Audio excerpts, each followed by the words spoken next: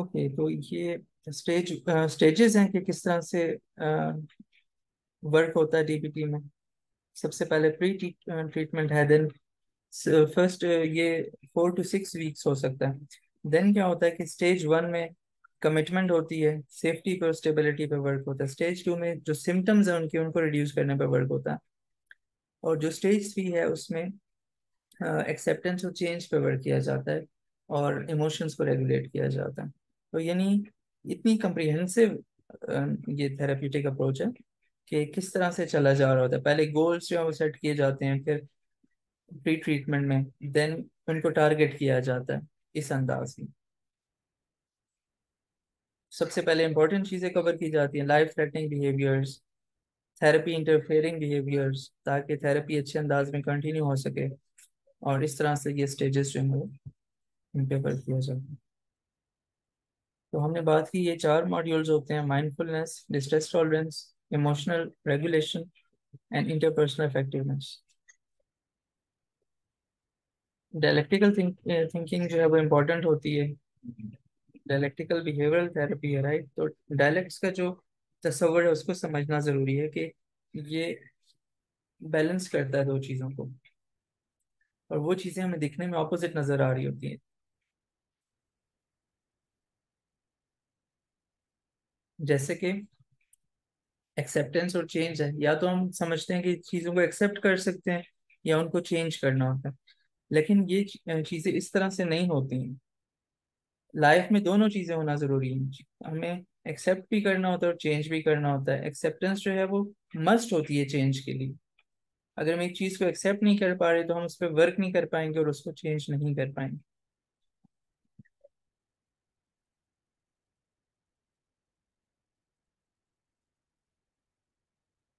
Extreme thinking को challenge करना है। सुसाइड में और सेल्फ हार्म में क्या होता है कि ब्लैक एंड वाइट थिंकिंग होती है, ऑल और नथिंग थिंकिंग होती है। तो उनको वो अल्टरनेटिव पर्सपेक्टिव्स को नहीं समझ पा रहे होते हैं, और इस अंदाज में उनकी जो थॉट्स हैं वो चल रही होती हैं। यानी उन्हें ग्रे के शेड्स नजर नहीं आ रहे होते हैं। पैराडॉक्सिस को एम्ब्रेस करना होता है। मुश्किल सिचुएशंस होती हैं तो उसमें समझ नहीं आ रही होती है, डबल माइंडेडनेस हो जाती है, मल्टीपल पर्सपेक्टिव्स को समझना मुश्किल हो जाता है। तो उसके लिए डायलेक्टिकल थिंकिंग हेल्प करती है। इमोशनल रेगुलेशन को इनहेंस करने में डायलेक्टिकल थिंकिंग हेल्प करती है। तो इस पे आगे हमारा पूरा एक मॉड्यूल आ रहा है जिसमें हम डायलेक्टिकल थिंकिंग पे बात करते हैं। इसके बाद हम जो लास्ट हमने कल किया था वो था emotion regulation skills for suicide and self harm management. तो एडल्ट्स के लिए और चिल्ड्रन के लिए अलग अलग से इसमें स्किल्स शामिल की गई। सबसे पहले सेल्फ अवेयरनेस है। सेल्फ अवेयरनेस से यहाँ मुराद है कि इमोशंस को किस तरह रेगुलेट करना है।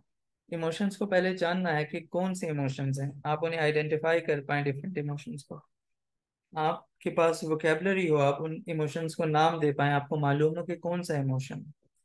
देन माइंडफुलनेस का होना मस्ट है। माइंडफुलनेस हर स्किल सेट के लिए बेसिक चीज़ है। तो यहाँ पर भी आप जब माइंडफुल होंगे तो आप अपने यहाँ आपके जो इमोशंस हैं वो काम हो सकते हैं। इंटेंस इमोशन को आप काम कर सकते हैं, और फिर आप उन पे वर्क कर सकते हैं। देन कॉग्निटिव अप्रेजल जो है, ये भी रीअप्रेजल, ये भी इंपॉर्टेंट होता है। इसमें क्या होता है कि आप इमोशंस पे थॉट्स के थ्रू वर्क करते हैं। क्या आपने अपनी थॉट्स को इम्प्रूव कर रहे हैं, उन्हें चेंज कर रहे हैं, तो आपको न्यू पर्सपेक्टिव्स मिल रहे होते हैं।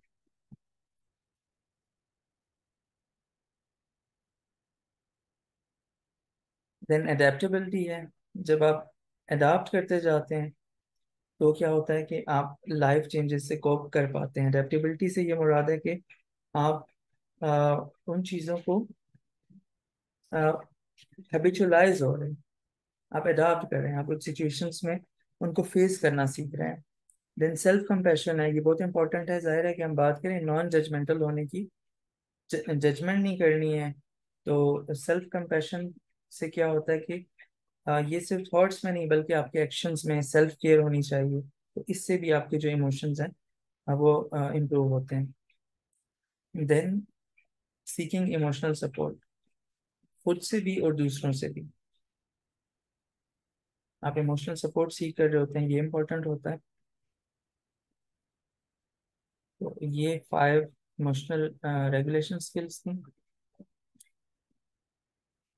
अब एक और स्किल है एबीसी, कि आपने पॉजिटिव इमोशंस जमा करने हैं, जो चीज़ें आपको अच्छी लगती हैं, जो एक्सपीरियंसेस, जो हॉबीज, तो उन पे आपने वर्क करना होता है इसमें। जो चीज़ें आपको पसंद हैं, जिनसे आपको खुशी मिलती है, अच्छी फीलिंग्स मिलती हैं, वो आप करते हैं। फिर आप किसी चीज़ में मास्टरी बिल्ड करते हैं। कोई ऐसी चीज़ है जो आपको लाइफ पर्पस लगती है, जो आपकी हॉबीज हैं, जिन चीज़ों में आपका इंटरेस्ट है, आप उन्हें डेली बेसिस पे करते हैं। इस तरह से आपको उनमें मास्टरी मिलती है, और यूं इस तरह आपका जो कॉन्फिडेंस है वो बिल्डअप होता है। कोप अहेड, इट मीन्स कि आप पहले से तैयार रहते हैं, प्रिपेयर्ड रहते हैं, आप प्लानिंग कर चुके होते हैं कि आपने डिफिकल्ट सिचुएशन में क्या करना है। तो ये एबीसी प्लीज एक स्किल है जिसमें एबीसी से ये मुराद है। अब हम देखते हैं कि प्लीज किस चीज का एब्रिविएशन है। फिजिकल, फिजिकल के लिए आपने क्या करना है? Shower, brush your teeth, hair, ये फिजिकल केयर आ गई है। Clean clothes, wash your face. और एल स्टैंड्स फॉर इलनेस को आपने ट्रीट करना है, जो भी इलनेस है, साइकोलॉजिकल है, फिजिकल है। देन अपने you have to eat regularly, आपकी बैलेंस्ड और हेल्दी डाइट होनी चाहिए। आपने जो चीज़ें आपके लिए वर्क नहीं कर रही हैं उनको अवॉइड करना है। अगर आप रिस्पॉन्सिबिलिटी नहीं ले रहे हैं तो इस चीज़ को भी अपने अवॉइड करना है। S is for sleep, and E for exercise. तो ये प्लीज भी क्लाइंट्स को इस तरह से इस एब्रीवेशन के साथ याद कराई जाती है, और वो इन पर वर्क कर रहे होते हैं। काइंडली जिनका माइक ऑन है आप ऑफ कर दीजिएगा। फिर आप देखिएगा, तो ये जो 10 स्लाइड्स रह गई हैं जल्दी से इनसे गो थ्रू करते हैं, क्योंकि हमारा जो आज का टाइम है वो स्टार्ट हो चुका है ऑलरेडी। और आज के जो हमारे 5 मॉड्यूल्स हैं फिर हमने वो करने। कुछ बच्चों से रिलेटेड स्किल्स थी कि बच्चों को किस तरह से हम इमोशनल रेगुलेशन सिखा सकते हैं, ऐसी कौन सी स्ट्रेटेजीज होती हैं। तो इस कोटेशन से हमने स्टार्ट लिया था कि बच्चों से हम ये एक्सपेक्ट नहीं कर सकते कि वो वॉक करने से पहले रन करना स्टार्ट कर दें। ये एक्सपेक्टेशंस हमारी नहीं होती। इसी तरह से हम बच्चों से ये भी एक्सपेक्ट नहीं कर सकते कि वो खुद को रेगुलेट करेंगे, यानी अपने इमोशंस को रेगुलेट कर पाए, अगर हमने उन्हें सिखाया नहीं। अगर हमारी हेल्प के साथ वो नहीं कर पाए तो वो खुद भी नहीं कर पाएंगे। तो ये चीज़ बहुत इंपॉर्टेंट है, और ये बेस पे है। बाकी आगे जो हम स्किल्स देख रहे हैं उनकी बेस में यही बात है। तो टीचर्स और पेरेंट्स किस तरह से इमोशनल रेगुलेशन पे वर्क कर सकते हैं, नर्चर कर सकते हैं बच्चों की। तो यहाँ पर कुछ 4-5 स्किल्स हैं। सबसे पहले मॉडलिंग पॉजिटिव बिहेवियर। अगर पेरेंट्स का पॉजिटिव बिहेवियर होगा इमोशंस को मैनेज करने में, तो बच्चे उसी को मॉडल करते हैं, वहीं से उनकी लर्निंग होती है। तो सबसे जो पहली स्किल है वो ये है कि आप बच्चों के सामने पॉजिटिव बिहेवियर शो करें अपने, तो वो मॉडल करेंगे आप। तो सब मेन चीज़ ये होती है कि आप किस तरह से इमोशंस को मैनेज कर रहे हैं उनके सामने, अपने इमोशंस को आप कैसे मैनेज कर रहे हैं, आप किस तरह से रिस्पेक्टफुली कम्युनिकेट कर रहे हैं, आप किस तरह से कॉन्फ्लिक्ट्स को रिजॉल्व कर रहे हैं। तो ये जो इमोशंस का बैलेंस है, ये रिजिलियंस है, वो आपसे सीखते हैं।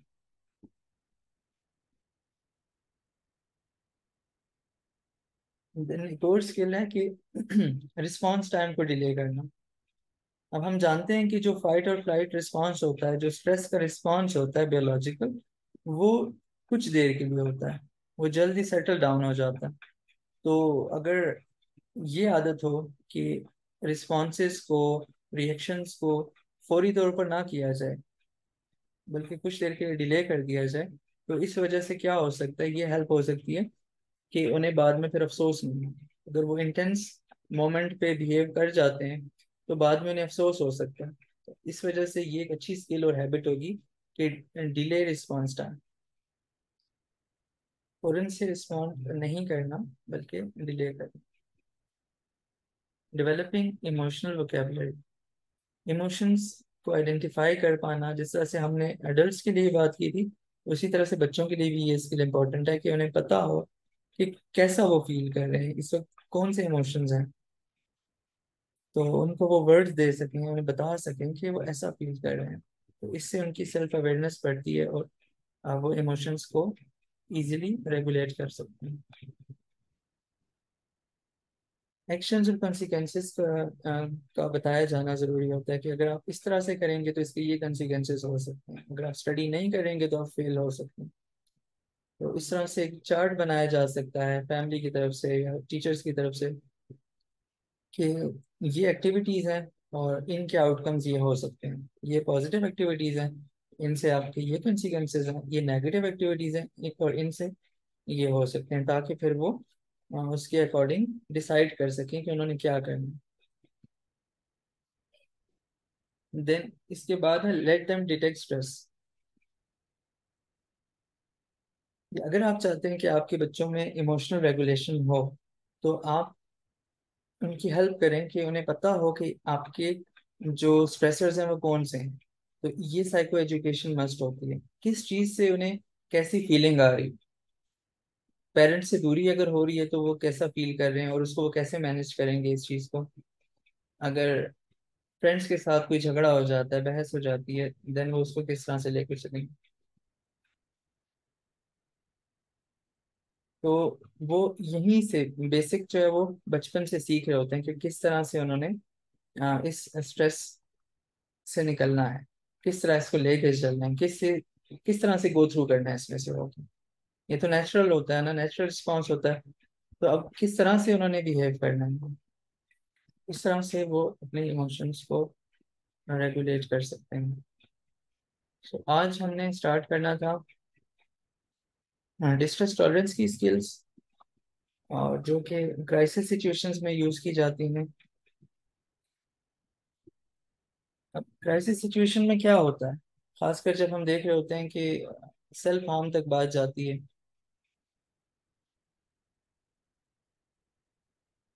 ओके, क्वेश्चंस में लेता हूँ थोड़ी देर में। जब सेल्फ हार्म तक बात जाती है तो क्या वजह होती है, क्यों ऐसा हो रहा होता है, उन्हें होप नजर नहीं आ रही होती। खासकर जब सुसाइड तक बात जाए, सेल्फ हार्म से आगे सुसाइड, और होप नहीं नजर आ रही होती उन्हें, कोई उम्मीद नहीं नजर आ रही होती कि किस तरह से वो बेहतरी की तरफ जा सकते हैं, इस पेन से किस तरह से निजात मिल सकती है, इमोशनल पेन से। तो वो डिस्ट्रेस को टॉलरेट नहीं कर पा रहे होते हैं। तो डिस्ट्रेस टॉलरेंस स्किल में सबसे ज्यादा इंपॉर्टेंट क्या चीज होती है, होप होती है।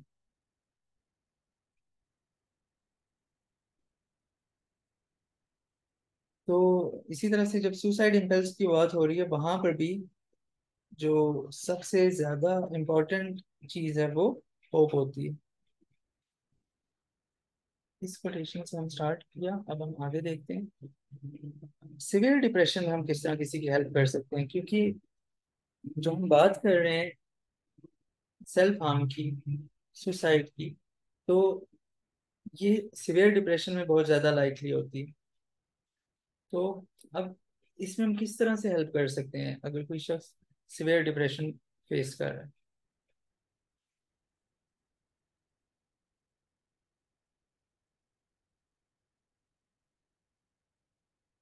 कुछ क्वेश्चंस आ रहे हैं, काइंडली ये आप लास्ट के लिए रख लीजिए, इनको आप अपने पास लास्ट के लिए रख लीजिए, इन पे हम बात करते हैं।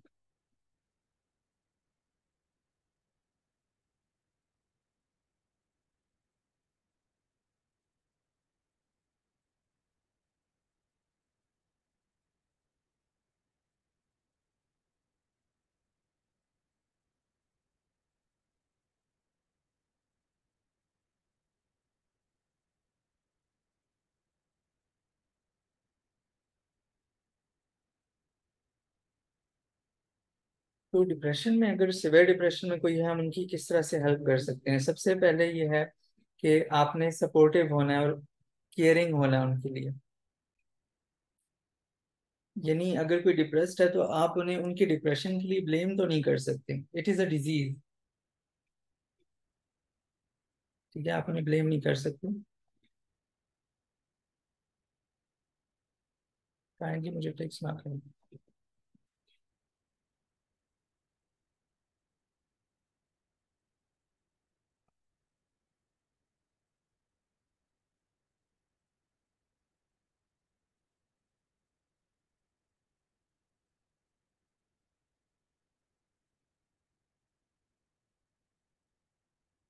आपने उनसे कोई डिमांड्स नहीं करनी है। देखा गया है कि जब कोई बंदा डिप्रेस्ड है, हो सकता है कि वो आपसे बात नहीं करना चाह रहे, वो आपसे मिलना नहीं चाह रहे, ठीक है, लाइक वो फैमिली और फ्रेंड से नहीं मिलना चाह रहे।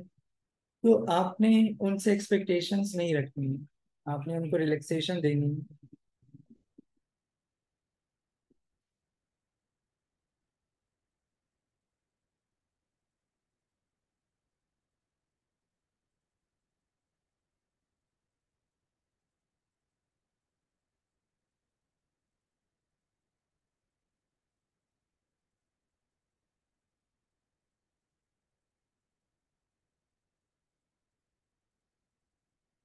मैं मना कर रहा हूँ पैसे खर्च कर।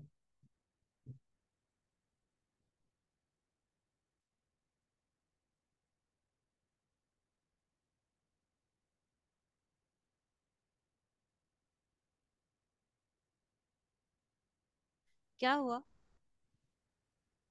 Hello. Just a minute. Okay.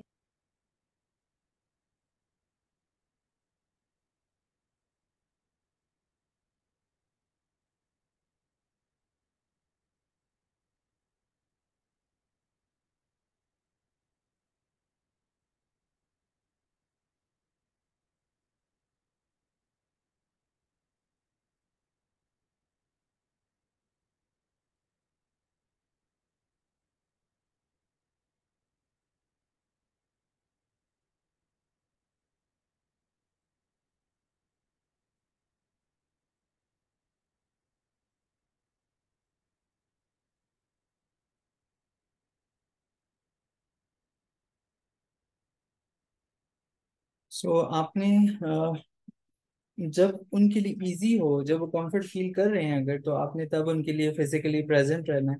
लेकिन जब वो अकेले रहना चाह रहे हैं तो आपने उनसे डिमांड्स नहीं करनी है, ठीक है, कि आप गैदरिंग चाह रहे हैं तो आपने उनसे डिमांड ऐसी नहीं करनी है, जैसे वो इजी हैं आपने उनको वैसा रहने देना है। लेकिन अगर कोई आपको ऐसी थ्रेट्स नजर आती हैं कि वो सुसाइड की तरफ जा सकते हैं, तो अगर वो जस्ट थ्रेट भी दे रहे हैं तो आपने उसको सीरियसली लेना है। ये नहीं कि ऐसा तो वो कहते रहते हैं और इस तरह नहीं, आपने उसको एकदम सीरियसली लेना है। और आपने लाइफ लाइन या जो हेल्प लाइन नंबर्स होते हैं, आपने वहाँ पे कांटेक्ट करना है।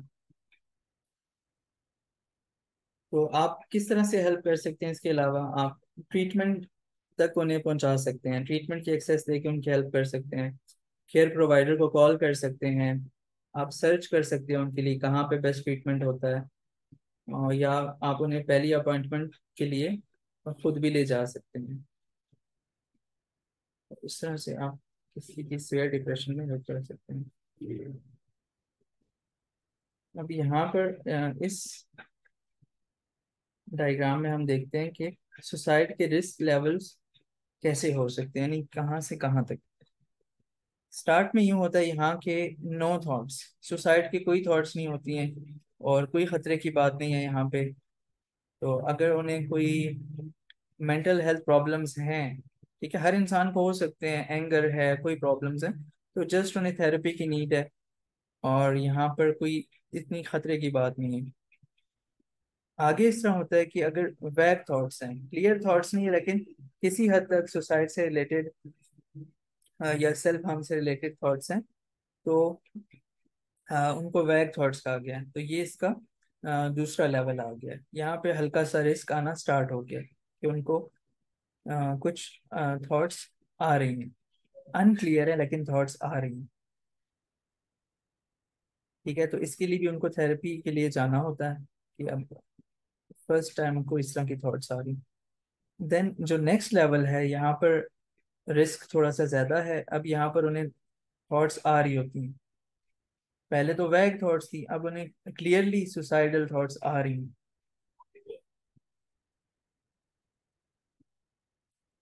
राइट। तो ये नेक्स्ट स्टेज है। फिर उससे आगे प्लान टू एक्ट। अब ऐसा होता है कि यहाँ पे उनका वो प्लान करते हैं कि ऐसा करना है उन्होंने, कभी यानी सुसाइड अटेम्प्ट करनी है। पहले तो जस्ट थॉट्स थी, अब जब प्लान शामिल हो गया तो अब ये नेक्स्ट स्टेज है।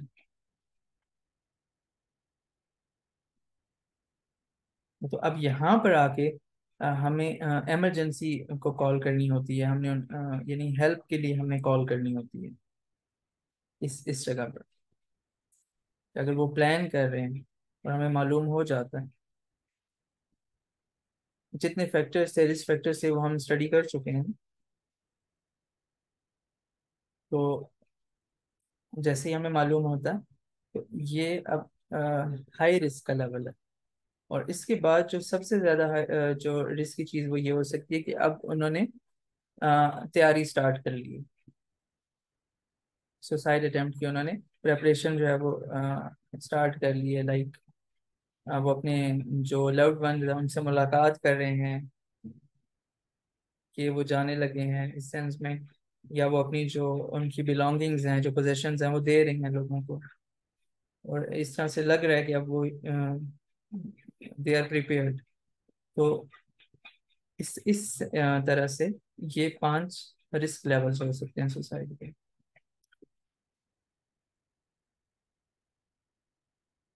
अच्छा, हम बात कर रहे हैं कि क्राइसिस की, कि क्राइसिस सिचुएशंस में किस तरह से डिस्ट्रेस को टॉलरेट करना है। अब क्राइसिस होता क्या है? क्राइसिस उस सिचुएशन को कहते हैं जहाँ पर स्ट्रेस बहुत ज्यादा हो, हाई स्ट्रेस होता है। और हाई स्ट्रेस में क्या होता है कि कुछ बुरा हो जाएगा, इसी तरह होता है ना। एंग्री फील कर सकता है बंदा, पैनिक में हो सकता है। तो जो इमोशंस है वो इंटेंस होते हैं, और समझ नहीं आ रही होती, कुछ बुरा हो सकता है, चीजें जो है वो आपे से बाहर, काबू से बाहर लग रही होती हैं। तो there is a possibility of very bad outcomes. और सेल्फ हार्म और सुसाइड भी उन्हीं बैड आउटकम्स में से एक हो सकता है। तो ये शॉर्ट टर्म होता है, जैसे कि अभी हम बात कर रहे थे। ये जो सिचुएशन है ये शॉर्ट टर्म होती है, इसमें से अगर वो थोड़ी देर रिलैक्स कर पाए, और हम बात करें डिस्ट्रेस टॉलरेंस की, अगर वो उस वक्त डिस्ट्रेस को थोड़ी देर टॉलरेट कर जाते हैं, तो ये वक्त गुजर जाएगा और ये तकलीफ जो है वो कम हो जाती है। तो अब यहाँ पर लेकिन प्रॉब्लम ये होता है कि उनकी स्ट्रॉन्ग अर्ज होती है कि उन्होंने अभी ही इसको रिजॉल्व करना है। ये जो पेन है, तो अभी ही उन्होंने, अगर कॉन्फ्लिक्ट है रिलेशनशिप में, अभी ही उन्होंने गुस्सा करना है, अभी उस बात को खत्म करना है। तो एक स्ट्रॉन्ग अर्ज होती है। इसी तरह से अगर सेल्फ से रिलेटेड की प्रॉब्लम है, तो अभी उन्हें सेल्फ हार्म करना है, ये चीज भी हो सकती है। तो क्राइसिस इस तरह की पेनफुल सिचुएशन हो सकती है जहाँ पे स्ट्रेस बहुत ज्यादा होता है, लेकिन ये टाइम जो है इसको समझना जरूरी है कि ये शॉर्ट टाइम के लिए होता है। तो डिस्ट्रेस टॉलरेंस की जो स्किल्स हैं, हमने बात की क्राइसिस में यूज करते हैं, इनको कब कब हम यूज कर सकते हैं? जब intense physical and emotional pain, जब सख्त दर्द में हो तब यूज की जा सकती है। और जब इमोशनल पेन इतना ज्यादा हो कि वो ओवरवेलमिंग फील हो रहा हो, यानी अब ऐसा लगता है कि वो कुछ कर नहीं सकते, तब ये यूज की जा सकती हैं। हम इन स्किल्स पे आने से पहले देख रहे हैं कि कब कब ये यूज कर सकते हैं। जब आप इमोशनल माइंड पे वर्क करने जा रहे हो, इट मीन्स के अनस्किलफुल बिहेवियर, जिस तरह की बात हमने की, एंगर आउटबर्स्ट की बात है, सेल्फ हार्म, एकदम से जब कोई चीज वो डिसाइड कर लेते हैं अपनी इमोशनल माइंड से, तो इन अर्जेस पे जब वो इंगेज कर जाते हैं, इसकी हैबिट ऑन की, तो आप इन स्किल्स को सीख कर इन अर्जेस को कंट्रोल कर सकते हैं। तो यहाँ पर डिस्ट्रेस टॉलरेंस की जो स्किल्स है वो हेल्पफुल हो सकती हैं। अब एक और चीज़ है कि वो कुछ करना चाहते हैं लाइफ में, वो प्रोडक्टिव होना चाहते हैं, लेकिन जो अब उनकी इमोशनल सिचुएशन है, जो इंटेंसिटी है इमोशंस की, उस वजह से वो कुछ कर नहीं पा रहे। तो तब भी डिस्ट्रेस टॉलरेंस की स्किल्स हेल्पफुल हो सकती हैं। अब हम देखते हैं कि ये कौन सी स्किल्स हैं जो हेल्प कर सकती हैं। तो सबसे पहले है एक्सेप्ट स्किल्स। हमने बात की थी कि इस तरह से शॉर्ट जो होते हैं वर्ड्स होते हैं, और उनके हम क्या कहते हैं, एब्रीविएशंस की सूरत में ये होती हैं, ताकि उन्हें याद रह सके। तो एक्सेप्ट ये एक स्किल है, एक स्किल सेट है, जिसमें ए स्टैंड्स फॉर एक्टिविटीज। अब उन्होंने कोई एक्टिविटीज करनी है जिन्हें वो इंजॉय करते हैं, ठीक है, first thing. Then C stands for contributing, कि वो किसी की हेल्प करेंगे, इससे भी उन्हें एक अच्छी फीलिंग आएगी। राइट, अब एक तो वो अपना डिस्ट्रेस नहीं कंट्रोल कर पा रहे, एक तो वो माइंड शिफ्ट भी हो रहा है उनका, डिस्ट्रैक्शन भी एक तरह से हो रही है, लेकिन यहाँ पर उन्हें एक अच्छी फीलिंग आएगी कि वो कंट्रीब्यूट कर रहे हैं किसी की हेल्प करके। Then comparisons. अब हम देखते हैं ना कि हमें बताया गया कि अगर आपने किसी से कंपेयर, खुद को कंपेयर करना है, तो आप किस से कंपेयर करें कि जो आपसे ज्यादा मुश्किल में है। यही चीज है ना, अगर आपने कंपेयर करना है खुद को, वरना कंपैरिजन की इजाजत नहीं होती है नॉर्मली। यहाँ पर आपने किस चीज से कंपेयर करना है कि आपकी जो एक सिचुएशन थी पहले, जो इससे बुरी थी, आप उस चीज से कंपेयर कर रहे हैं कि अगर मैंने उस तकलीफ को बर्दाश्त कर लिया था, तो मैं इस डिस्ट्रेस को भी टॉलरेट कर जाऊंगी। तो ये यहाँ पर आप कंपैरिजन कर रहे होते हैं। Second, C stand for comparison. Then E है इमोशंस, कि आप डिफरेंट इमोशंस को जनरेट कर सकते हैं। अब आप इस वक्त आप एंग्री फील कर रहे हैं फॉर एग्जांपल, तो आप कुछ डिफरेंट करके डिफरेंट इमोशंस खुद से भी फील कर सकते हैं। फॉर एग्जांपल कि आपको कोई ड्रिंक पसंद है, आप वहां से बैक स्टेप लेते हैं और आप वो ड्रिंक जाके तैयार करते हैं, वो पीते हैं, आप हैप्पी फील कर सकते हैं, आप एनर्जाइज फील कर सकते हैं। तो यहाँ पर कहने से ये मुराद है कि आप अपने इमोशंस को, डिफरेंट इमोशंस जनरेट कर सकते हैं। Then P stands for pushing away. अब आपने एक तरह से प्रॉब्लम को पुश अवे कर दिया। एक प्रॉब्लम है, आप उसे साइड पे कर दें, डिस्ट्रैक्शन हो रही है। T stands for thoughts. अब आप थॉट्स के साथ एंगेज करते हैं, उन पे वर्क करते हैं कि जो थॉट्स आ रही हैं, क्या आया ये दुरुस्त है, और जो क्राइसिस में जो थॉट्स आ रही हैं, क्या ये दुरुस्त है। अब उन्हें पता होता है इस चीज का, जब वो खुद से क्वेश्चन करते हैं कि जब भी वो क्राइसिस में आते हैं, तो उन्हें ऐसा बुरा ही फील होता है, ऐसी नेगेटिव ही थॉट्स आ रही होती हैं। नहीं, तो उन्हें इसका आंसर भी खुद से ही मिल जाता है, ये थॉट्स जो हैं वो इलॉजिकल है। Then S stands for sensations, कि अब वो अपनी जो फाइव सेंसेशंस हैं, जो सेंसेस हैं, उनको उनका यूज करते हैं, और ये ग्राउंडिंग स्किल के तौर पे वर्क कर रही होती है कि उन्होंने प्रेजेंट में रहना है इन सेंसेस के थ्रू। तो ये एक पूरा स्किल सेट है जिसे हम एक्सेप्ट कहते हैं। अब इसके थ्रू जो डिस्ट्रेस है उसको टॉलरेट किया जा सकता है। इसमें कुछ चीजें जो है वो डिस्ट्रैक्शन की हैं, लाइक वो ऐसी एक्टिविटीज को एंजॉय कर रहे हैं जो उन्हें पसंद है। राइट, तो ये एक पूरा स्किल सेट है। इस तरह से वो एक्सेप्ट्स के तौर पे याद करते हैं, एंड उन्हें पता होता है कि ए स्टैंड्स फॉर एक्टिविटीज, एंड इस तरह से ये सारी चीजें। देन और स्किल है जिसे हम टिप कहते हैं।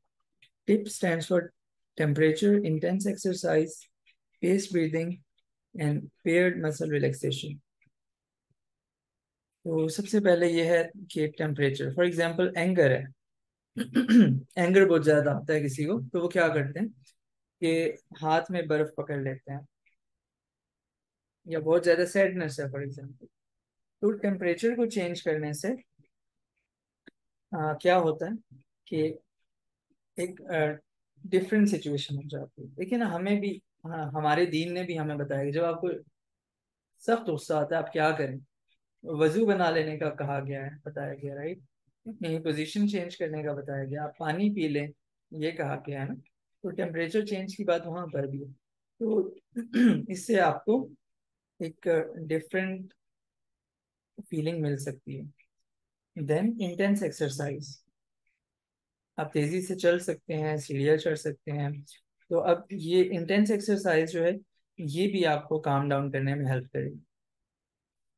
आई stands for intense exercise, then P stands for paced breathing.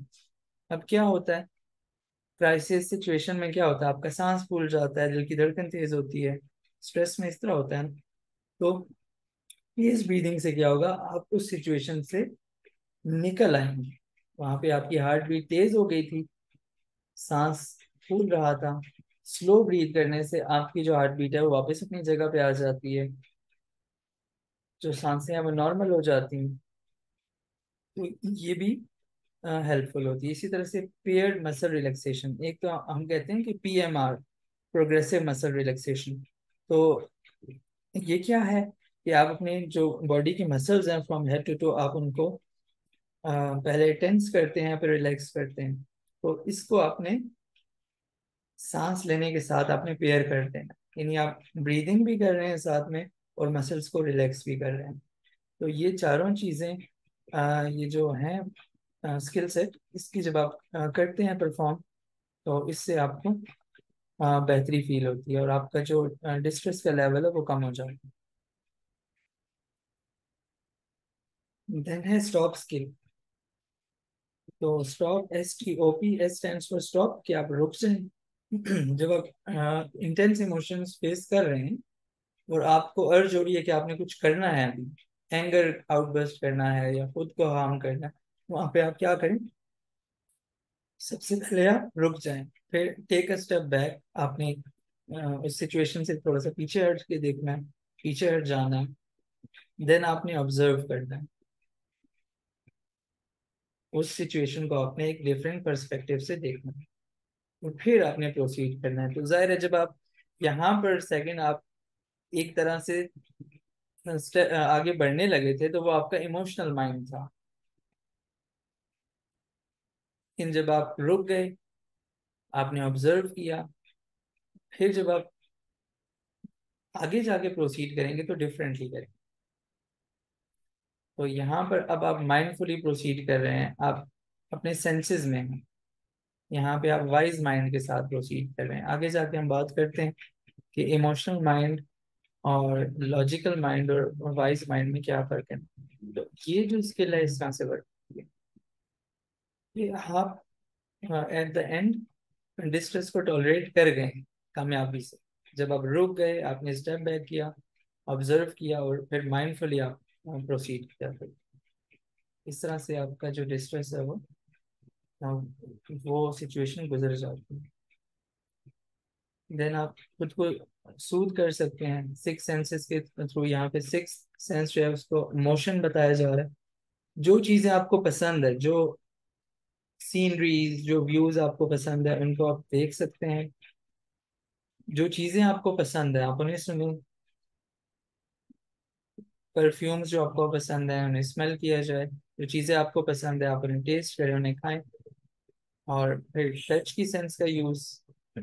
तो आप खुद को किस तरह से सूद कर सकते हैं, यहाँ पर ये चीज है कि आपकी फेवरेट चीजें क्या है, आप क्या करते हैं तो आपको सूदिंग फील होता है इन सेंसेस के थ्रू। कौन सी चीजें देखने से, क्या चीज स्मेल करने से, क्या खाने से, किस चीज को टच करने से,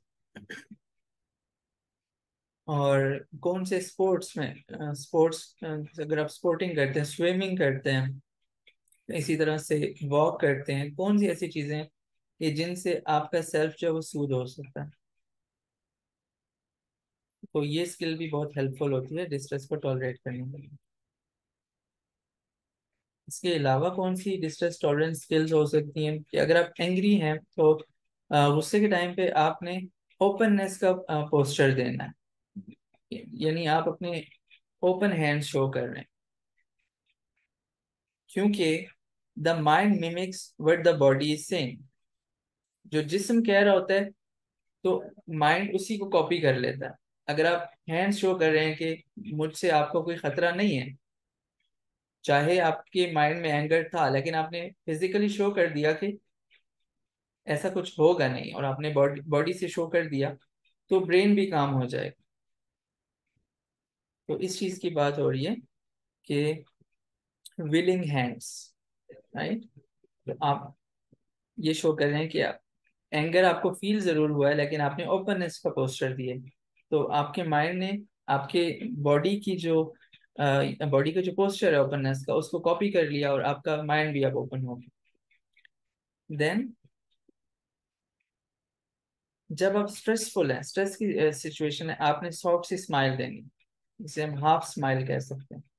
उससे क्या होगा, वही बात है कि mind mimics what the body is saying. तो आप स्माइल करते हैं तो माइंड में एक अच्छी फीलिंग जाती है, आपने स्माइल किया है, हालांकि आपने फोर्सफुली स्माइल किया है, सिचुएशन तो स्ट्रेसफुल थी। तो इससे भी क्या होगा कि माइंड जो है वो उसको एक अच्छे इम्प्रेशन के तौर पे लेगा, और वो सिचुएशन कुछ ही टाइम में डिफरेंट हो जाएगी, यानी वो आप उस वक्त की परेशानी को, उस वक्त की तकलीफ को टॉलरेट कर लेंगे। देन आ जाती है हमारी इंटरपर्सनल इफेक्टिवनेस स्किल्स। अब हम इससे पहले देख रहे थे डिस्ट्रेस टॉलरेंस की स्किल्स, कि डिस्ट्रेस को किस तरह से टॉलरेट करना है। अब अक्सर हम देखते हैं कि जो पेन होता है, इंटेंस पेन, वो रिलेशनशिप्स की वजह से भी हो रहा होता है। अक्सर सेल्फ हार्म हम देखते हैं कि रिलेशनशिप्स की वजह से होता है। सुसाइडल केसेस भी अक्सर इस वजह से होते हैं। तो इस चीज को मैनेज करना बहुत इंपॉर्टेंट होता है कि आप किस तरह से अपने रिलेशनशिप्स को लेकर चल रहे हैं, और इसमें कौन कौन सी चीजें इंपॉर्टेंट होती हैं। तो इसके लिए interpersonal effectiveness skills and DBT.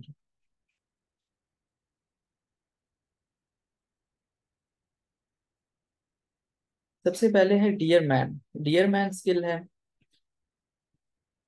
ये भी एब्रीविएशन है। D stands for describe the situation without judgement. अब आपने जो चीजें हैं उन्हें आपने जज किए बगैर डिस्क्राइब कर देना है कि क्या हुआ है, ठीक है, या आपको क्या चाहिए। अब ये आपको हेल्प करेगी कि आप किस तरह से असर्टिव रह सकते हैं, ये जो स्किल है। और जो चीज़ आपको चाहिए, जो आपकी वांट्स और नीड्स है, आप उन्हें कैसे पूरा कर सकते हैं। और इससे आपका रिलेशनशिप भी खराब नहीं होगा, आपका रिलेशनशिप भी महफूज रहेगा। तो सबसे पहले आप सिचुएशन को डिस्क्राइब करें, आपकी जो फीलिंग्स है आप उन्हें एक्सप्रेस करें, आई स्टेटमेंट्स यूज करते हुए कि आप ऐसा फील कर रहे हैं। फिर असर्टिवनेस होनी चाहिए, नहीं, अगर आप ना कहना चाह रहे हैं आप ना कह सकें, आपकी जो बाउंड्रीज हैं आप उन्हें सेफ रख सकें। तो असर्टिवनेस होनी चाहिए, आपने अपने आप को असर्ट करना है।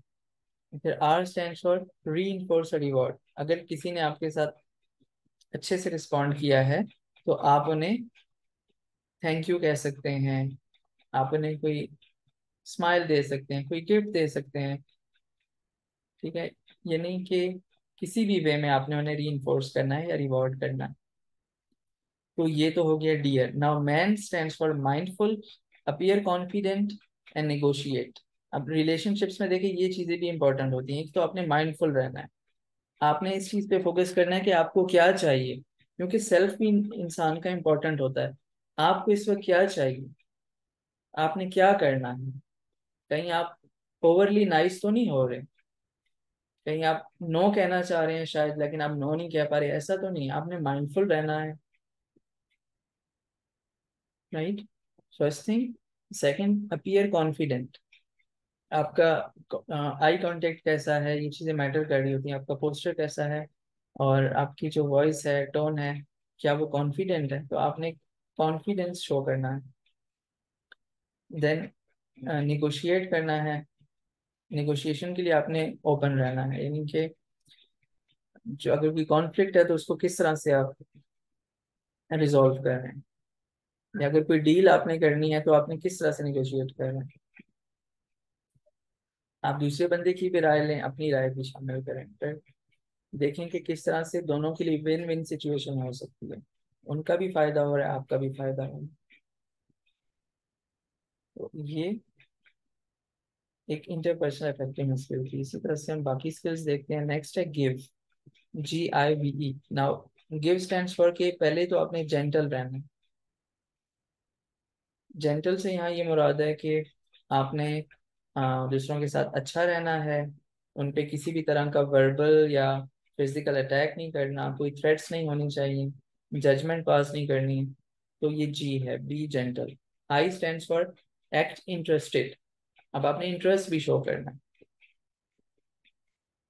आपने इंटरेस्ट के साथ, एम्पैथी के साथ दूसरों को सुनना है। आपने इंटरप्ट नहीं करना, आपने एज्यूम नहीं करना कि आपको पता है कि वो क्या फील कर रहे हैं, क्या कहना चाह रहे हैं। आपने उन्हें सुनना है, तो इंटरेस्ट शो करना मस्ट है। V stands for validate. हमने बात की वैलिडेशन की इम्पोर्टेंस की, कि दूसरों को समझना और उनकी जो इमोशंस हैं उनको वैलिडेट करना बहुत इंपॉर्टेंट होता है। So V stands for validation. Then E stands for easy manner, कि आप इस तरह से बात करें कि आप भी इजी फील कर रहे हैं और अगला बंदा भी इजी फील कर सके। इसके लिए आप स्माइल कर सकते हैं, ह्यूमर का यूज कर सकते हैं। तो ये हो गई गिव टेक्निक। देन एक फास्ट, ये भी एक स्किल और टेक्निक है जो इंटरपर्सनल इफेक्टिवनेस की स्किल है। इसमें आपने एक तो फेयरनेस का ख्याल रखना है। F stands for be fair, कि आपने जजमेंट को अवॉइड करना है। जो फैक्ट्स हैं आपने वो बताने हैं, यानी आपने फेयर रहना।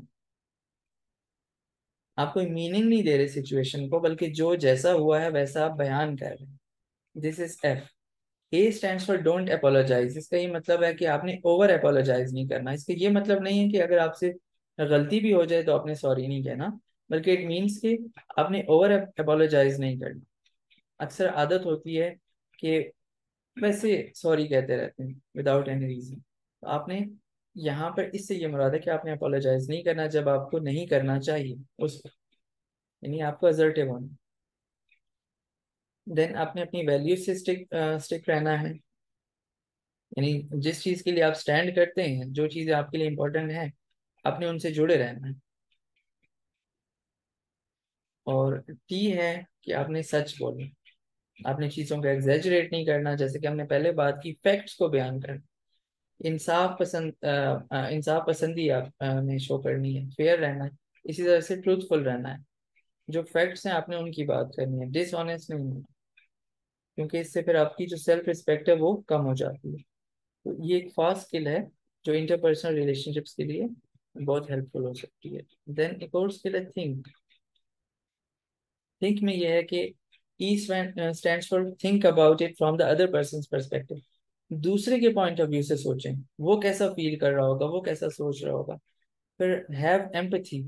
आपकी एम्पैथी होनी चाहिए कि नहीं, दूसरा जो शख्स है वो कैसा फील कर रहा है, उसके शूज में जाके आप किस तरह से देख सकते हैं कि वो कैसा फील कर रहा है, उसकी क्या फीलिंग्स हैं, या वो कैसे सोच रहा होगा, इस सिचुएशन को वो कैसे ले रहा है।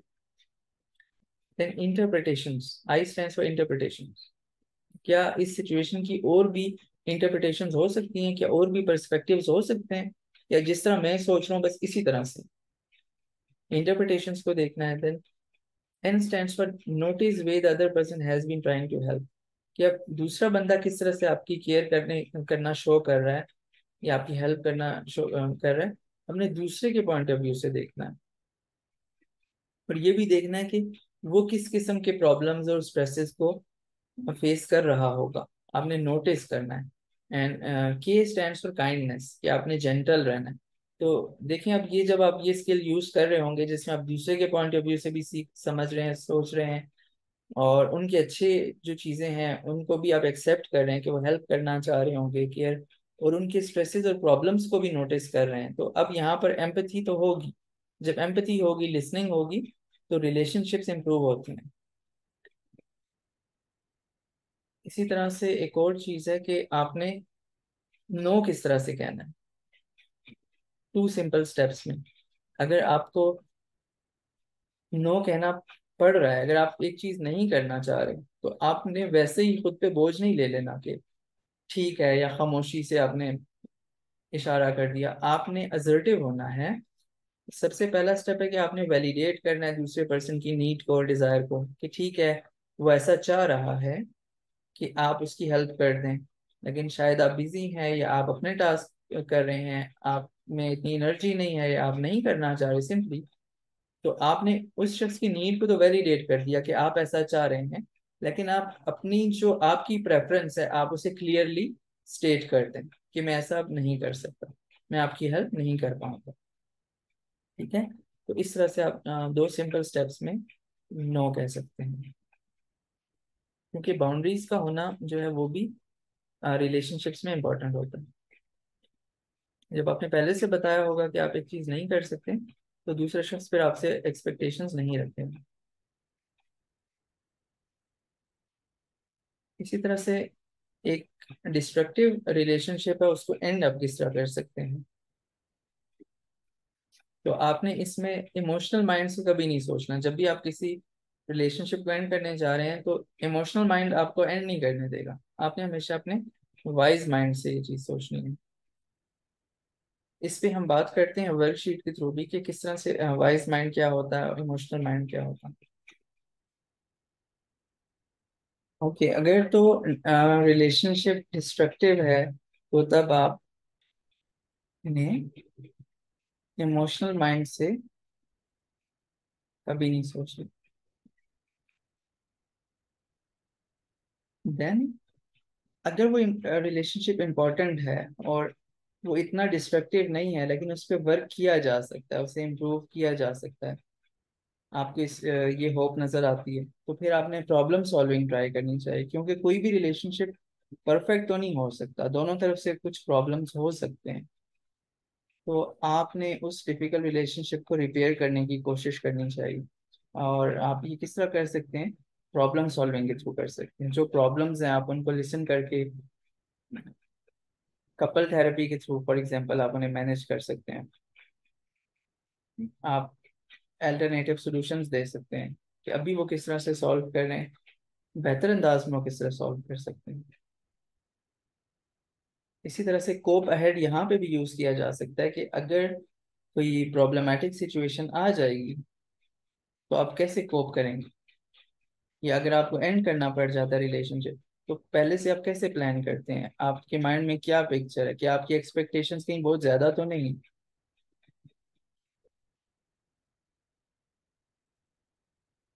देन आपने ऑनेस्ट रहना है, डायरेक्ट रहना है। जो हम इससे पहले 3 टेक्निक्स पढ़ चुके हैं, डियर, मैन, गिव और फास्ट, आपने वो यूज करनी है। ये इंटरपर्सनल इफेक्टिवनेस की मेन स्किल्स हैं। अगर हम जब भी डीबीटी की बात करते हैं उसमें इंटरपर्सनल इफेक्टिवनेस स्किल्स की बात करते हैं, सबसे टॉप पे यही स्किल्स होती हैं, डियर, मैन, फास्ट और गिव। ये स्किल्स ये बहुत इंपॉर्टेंट है, इनकी आपने प्रैक्टिस करनी है, इनको याद करना है कि इनसे क्या बनता है। D stands for word, give क्या है, फास्ट टेक्निक क्या है। तो इनको आप रिवाइज करते हैं, इनको याद करते हैं, क्लाइंट्स को भी याद करवाते हैं, और फिर जब वो इन पे वर्क करते हैं तो बहुत अच्छे रिजल्ट्स होते हैं। एक और टेक्निक है रेवन। Raven, RAVEN। तो इनसे क्या बनता है, आर स्टैंड्स फॉर रिलैक्स।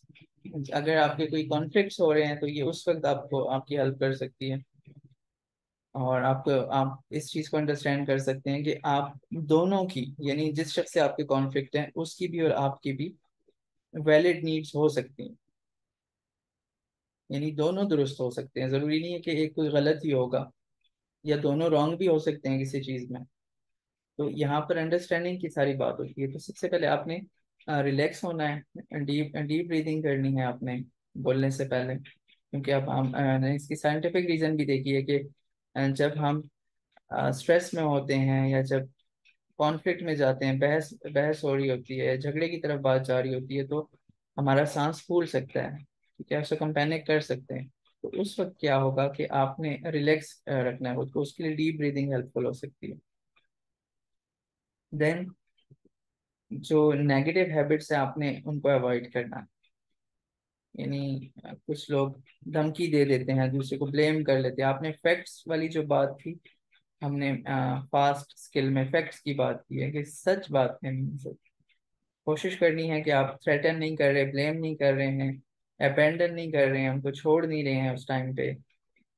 तो ये आपने देखना है, गिल्ट ट्रिप नहीं कर रहे हैं, उनको गिल्ट्स नहीं दे रहे हैं, नहीं किसी भी किस्म का स्टोन वॉलिंग नहीं करेंगे, नहीं आप उन्हें ब्लॉक कर देते हैं, या अगर आप सामने फेस टू फेस है तो आप उन साइलेंट ट्रीटमेंट दे रहे हैं, या उनकी तहकीर कर रहे हैं, उनको छोटा प्रूव कर रहे हैं, बिलिटलिंग हो रही है। इन चीज़ों से आपने बचना है। ये चीज़ होगी। Then V stands for validate the other person's need और कंसर्न। हमने देखा कि वैलिडेशन की कितनी ज़्यादा इंपॉर्टेंस है। ये तकरीबन हर जगह यूज हो रहा है कि जब भी रिलेशनशिप की बात होती है हम दूसरों की फीलिंग्स को समझ रहे हों, और उनके एक्शंस अगर हमें पसंद नहीं भी हैं लेकिन उनकी फीलिंग्स को हमने वैलिडेट करना है।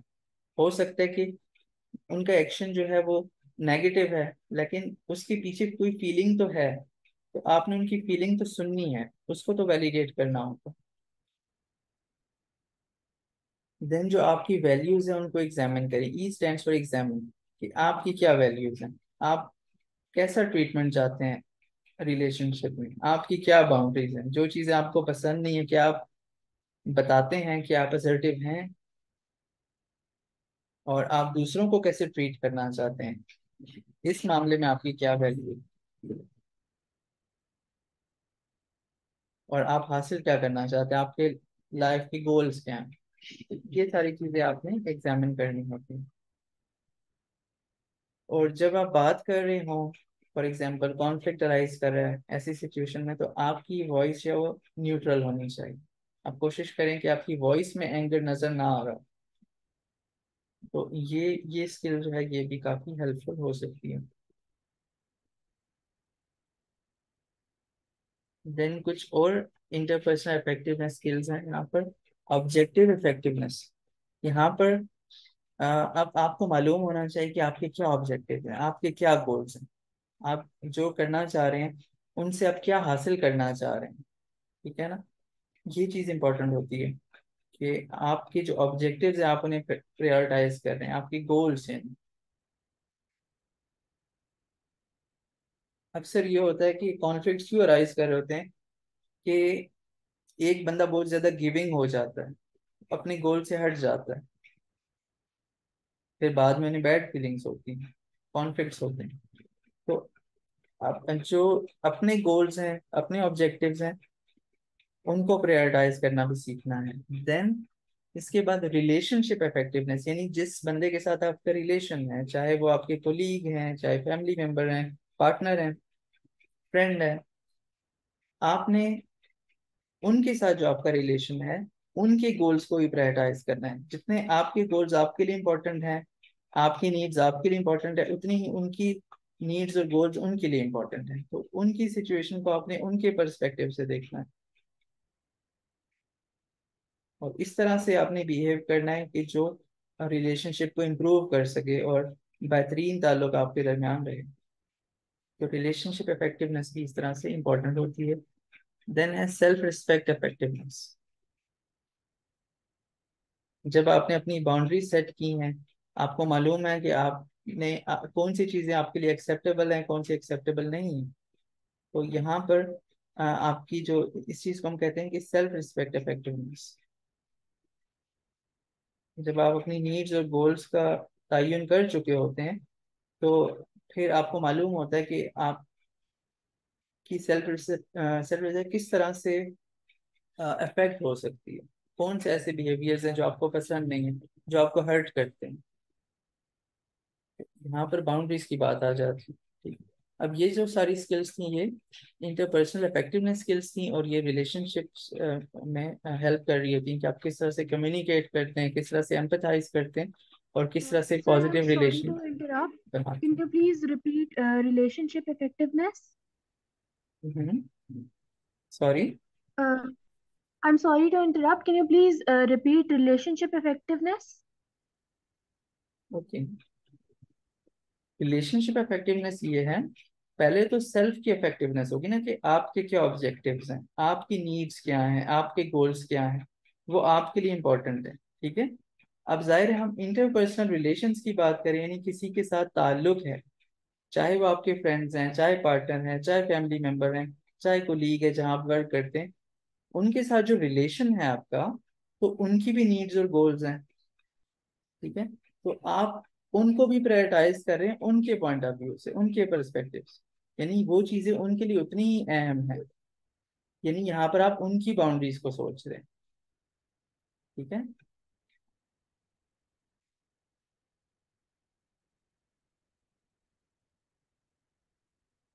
क्लियर है ये? जी, thank you so much. Welcome. Then अब हमारी आ जाती है mindfulness practices for enhancing wellbeing. हम बात कर रहे थे स्टार्ट से कि जो फर्स्ट चीज होती है डीबीटी में वो माइंडफुलनेस स्किल्स होती हैं, और ये बेसिक हैं।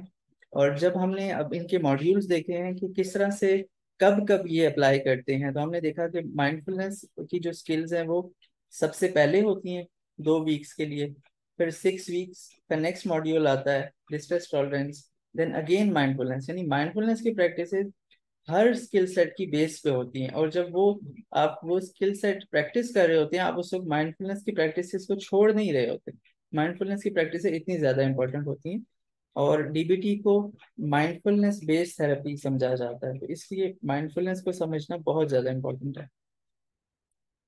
तो माइंडफुलनेस की स्किल्स क्या हो सकती हैं, उनको हम देखते हैं कि अब जो माइंडफुलनेस की स्किल्स हैं डीबीटी में, उनका सबसे पहले तो फोकस ये होता है कि आपने प्रेजेंट मोमेंट में रहना। और प्रेजेंट मोमेंट में रहने के लिए ये जरूरी होता है कि आप जो ऑब्जर्व कर रहे हैं वो विदाउट जजमेंट होना चाहिए, एक रिलैक्स्ड वे में, काम वे में, क्यूरियस होकर आप चीज़ों को ऑब्जर्व कर रहे होते हैं। अगर फॉर एग्जांपल डिस्ट्रेसिंग इमोशंस हैं, तो आप उनके साइंस को नोटिस कर रहे हैं, बट विदाउट जजमेंट। आप एक्सेप्ट कर रहे हैं लेकिन आप जज नहीं कर रहे। जज करने से यही मुराद है कि आप कोई मीनिंग उन्हें नहीं दे रहे, आप जस्ट फैक्ट्स को देख रहे हैं कि हाँ ऐसा हो रहा है, लेकिन आप खुद से उन्हें कोई इंटरप्रिटेशन या मीनिंग नहीं दे रहे हैं। तो ये चीज़ बहुत इंपॉर्टेंट होती है, और यही डेफिनेशन है माइंडफुलनेस की, कि प्रेजेंट मोमेंट में नॉन जजमेंटली रहना है।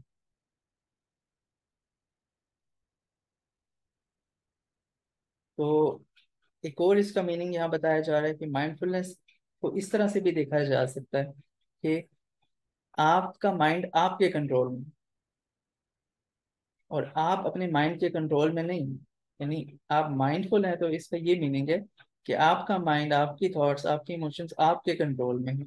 आप इतने माइंडफुल हैं कि आप अवेयर हैं उन सबसे। और जब आप माइंडफुल नहीं होंगे तो क्या होगा कि आप अपने माइंड के कंट्रोल में हैं, तो फिर आपको समझ नहीं आएगी कि आपसे क्या हो गया है। इट मीन्स कि यू आर नॉट माइंडफुल। तो हम ये बात कर चुके हैं कि माइंडफुलनेस की जो स्किल्स हैं, वो तमाम डीबीटी की बाकी स्किल्स का अगर हम यूज करना चाहते हैं, उनसे फायदा उठाना चाहते हैं, तो उसके लिए माइंडफुलनेस स्किल्स जरूरी होती हैं। और माइंडफुलनेस, जैसा कि नाम से जाहिर है ये स्किल्स हैं, तो स्किल्स हमेशा प्रैक्टिस से स्ट्रांग होती हैं, इनमें मास्टरी हासिल की जा सकती है। तो ये स्किल सेट है, इसको आप प्रैक्टिस करके स्ट्रांग कर सकते हैं। अब एक स्किल है वाइज माइंड ब्रीदिंग। ये तो हम ब्रीदिंग के तो बेनिफिट्स देख चुके हैं। साइकोलॉजिस्ट और साइंटिस्ट जो है वो डिफरेंट तरीके भी बताते रहे कि आप किस तरह से ब्रीदिंग करें, डिफरेंट तरीके हैं बहुत सारे। तो उनमें एक है वाइज माइंड ब्रीदिंग। इसमें आप क्या करते हैं कि डीप ब्रीथ करते हैं। जब आप ब्रीथ इन कर रहे होते हैं तो आप अपने आप से कहते हैं वाइज, राइट, एक तरह से सेल्फ टॉक हो रही है माइंडफुल माइंडफुल रहते हुए। और जब आप ब्रीद आउट कह रहे हैं तो आप अपने आप से कहते हैं माइंड, यानी वाइज माइंड। तो इस तरह से आप करते रहें जब तक आप वाइज माइंड में सेटल नहीं हो जाते। ठीक है। अब वाइज माइंड, आपके माइंड में क्वेश्चन होगा वाइज माइंड है क्या। अब हम इसको देखते हैं। माइंडफुलनेस स्किल्स की हम बात कर रहे हैं। तो होता यूं है कि जब इंटेंस इमोशंस होते हैं और हम इमोशंस के कहने पे चल रहे होते हैं, तो ये हमारा इमोशनल माइंड होता है। यानी एंगर आउटबर्स्ट हो सकते हैं, आप ओवरली नाइस हो सकते हैं किसी के साथ फॉर एग्जांपल। अब यहाँ पे ये इमोशनल माइंड रहता है। लेकिन जब हम फैक्ट्स को देख रहे हैं, फैक्ट्स एंड फिगर्स को देख रहे हैं, पास्ट एक्सपीरियंसेस को देख रहे हैं, लॉजिकली चीज़ों को देख रहे हैं, और इंफॉर्मेशन को प्रोसेस कर रहे हैं कि इस तरह से होना चाहिए, जब हम खुद डिसाइड कर रहे हैं, तो ये होता है लॉजिकल माइंड। लेकिन ये दोनों माइंड्स जो है ये वाइज माइंड नहीं। वाइज माइंड वो होता है कि जब आप दोनों के प्रोज एंड कॉन्स देखते हैं और डिसाइड करते हैं कि बैलेंस कहाँ पे है। इस इमेज को आप देख रहे हैं, यहाँ पे ये सारी इमोशनल चीजें हैं, यहाँ पे सारी इंफॉर्मेशन बेस्ड चीजें हैं, ये माइंड है। तो वाइज माइंड इनके दरमियान में यहाँ पे है कि बैलेंस कहाँ पे हो रहा है।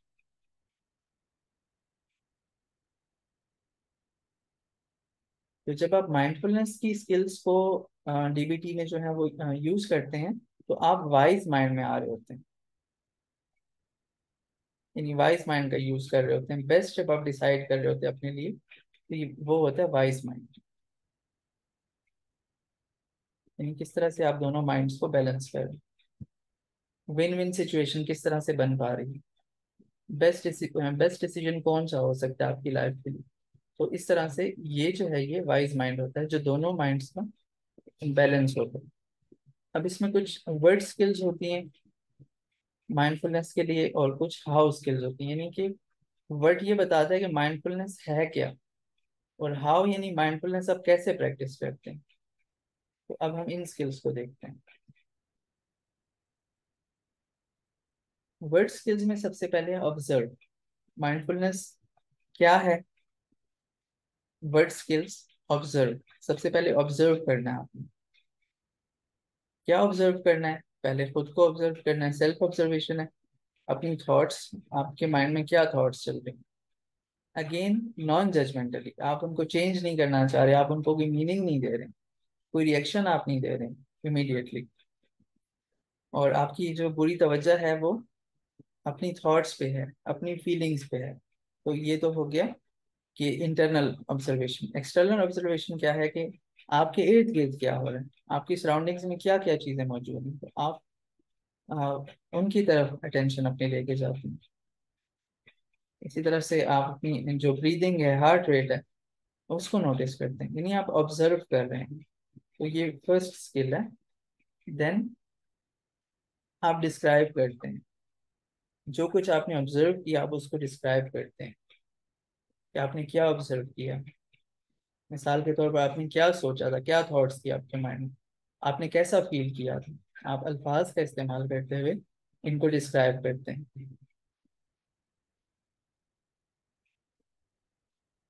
यहाँ पर एक एग्जांपल है कि आपका इंटरव्यू होने जा रहा है, तो आप नर्वस फील कर रहे हैं, आप अपनी फीलिंग्स का बता रहे हैं, यहाँ पर डिस्क्राइब कर रहे हैं। देन आप अपना जो आपका हार्ट रेट है, हार्ट बीट आपकी फास्ट हो रही है, आप उसको डिस्क्राइब कर रहे हैं। आपके palms for example sweaty feel हो रहे हैं, तो आप उसको डिस्क्राइब कर रहे हैं। Then participate. जब आप जो कुछ करते हैं, जो भी आप एक्शन कर रहे हैं, जिस चीज में भी आप खुद को इन्वॉल्व कर रहे हैं, जो भी एक्टिविटी आप कर रहे हैं, आपने फुली उनमें उनमें पार्टिसिपेट करना है। कोई डिस्ट्रैक्शंस नहीं होनी चाहिए। तो आपने उस लम्हे में एंगेज करना है, यानी कि आप माइंडफुल हैं, इस तरह से आपने पार्टिसिपेट करना है। डिस्ट्रैक्शंस होंगी तो जाहिर है फिर आप माइंडफुल तो नहीं रहेंगे। इसी तरह से इसकी एग्जांपल क्या हो सकती है, जब आप कोई फॉर एग्जांपल कोई बुक रीड कर रहे हैं, तो आपकी जो फोन की नोटिफिकेशंस है वो ऑफ होनी चाहिए, वरना फिर इस तरह से डिस्ट्रैक्शन हो और फिर माइंडफुल नहीं रह पाएंगे। तो ये वर्ड स्किल्स हो गई। देन है हाउ स्किल्स, कि किस तरह से। हमने बात की थी कि नॉन जजमेंटल होना मस्ट होता है फॉर माइंडफुलनेस। तो नॉन जजमेंटल आप कैसे हो सकते हैं कि आप फैक्ट्स पे फोकस करते हैं, आपने इंटरप्रेट नहीं करना, जस्ट फैक्ट्स। जो चीज आपने ऑब्जर्व की है उस पर आप फोकस कर रहे हैं। आप कोई लेबल्स नहीं दे रहे, कोई मीनिंग इंटरप्रिटेशंस नहीं दे रहे कि अच्छा है, बुरा है, कमजोर है, इट्स ऑफुल, अनफेयर, ऐसा नहीं होना चाहिए, ये तो परफेक्ट है, लेजी है। इस तरह के वर्ड्स नहीं। यानी इस तरह से आपने माइंडफुलनेस प्रैक्टिस करनी है कि आप जस्ट फैक्ट्स पे फोकस कर रहे हैं, आप अपने ओपिनियंस ऐड नहीं कर रहे हैं उसमें, या जजमेंटल रिएक्शंस आप ऐड नहीं कर रहे हैं, एक्चुअल इवेंट्स को आप डिस्क्राइब कर रहे हैं। देन सेकंड हाउस स्किल है वन माइंडफुली, कि आपने एट अ टाइम एक चीज पे फोकस करना है ताकि आप उसे अपनी पूरी अटेंशन दे सकें, तब आप ज्यादा माइंडफुल रह पाएंगे। फॉर एग्जांपल अगर आप अपने पार्टनर से बात कर रहे हैं, तो आपकी अटेंशन उस कन्वर्सेशन पे होनी चाहिए, मल्टीटास्किंग नहीं होनी चाहिए कि साथ में आप दूसरे काम भी कर रहे हैं और बात भी कर रहे हैं, तो फिर आप माइंडफुली तो नहीं सुन पाएंगे इफेक्टिवली।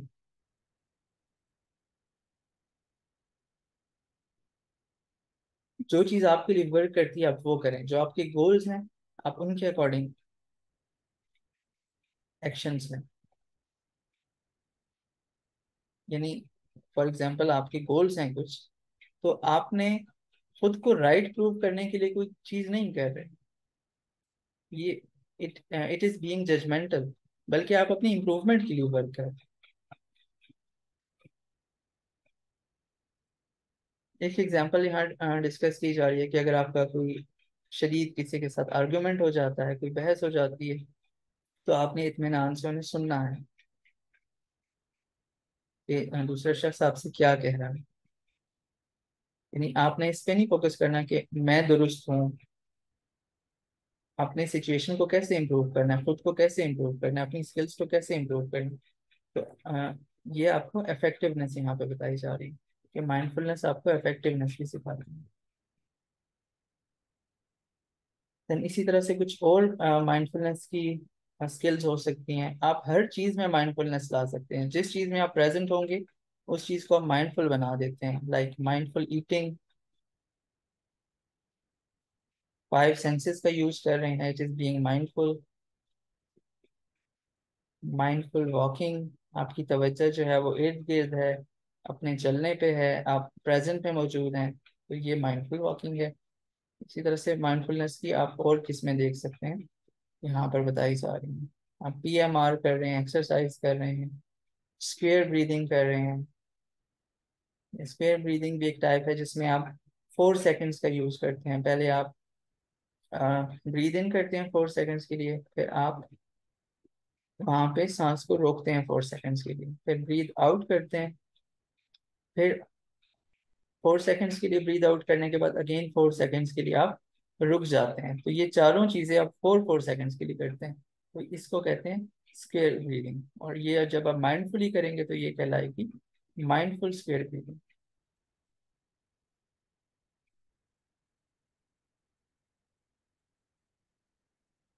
इसके साथ वाइज माइंड के लिए एक टेक्निक और स्किल बताई जा रही है कि आप इमोशंस को इस तरह समझें कि जो आपके इमोशंस हैं, ये जो अर्जेस आपको आ रही हैं कि आप ऐसा कर लें, फौरन से अर्ज होती है ना कि ऐसा कर लेना चाहिए, आपने उनको जस्ट ऑब्जर्व करना है। और आपने देखना है कि ये जो अर्जेस हैं, ये जो ओशन में वेव्स होती हैं उसकी तरह हैं, और आप उन्हें जस्ट देख रहे हैं, आप उन अर्जेस पे एक्ट नहीं कर रहे। इस तरह से आप अपने वाइज माइंड में जा सकते हैं। और माइंडफुल होने के लिए ये जरूरी है कि जब आप खा रहे हैं तो सिर्फ उस वक्त आपको खाना चाहिए, जो हमने बात की कि one one thing at a time. जब आप चल रहे हैं तो उस वक्त आपको, मतलब माइंड में और चीजें ना हो, उस वक्त आप चल रहे हैं। जब आप कोई चीज प्लान करें तो उस वक्त सिर्फ प्लानिंग करें।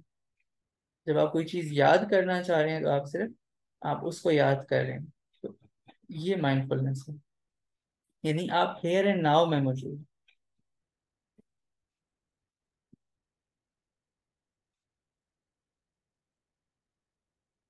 अब DBT स्किल्स सुसाइड और सेल्फ हार्म प्रिवेंशन के लिए किस तरह हम यूज कर सकते हैं, ये देखते हैं।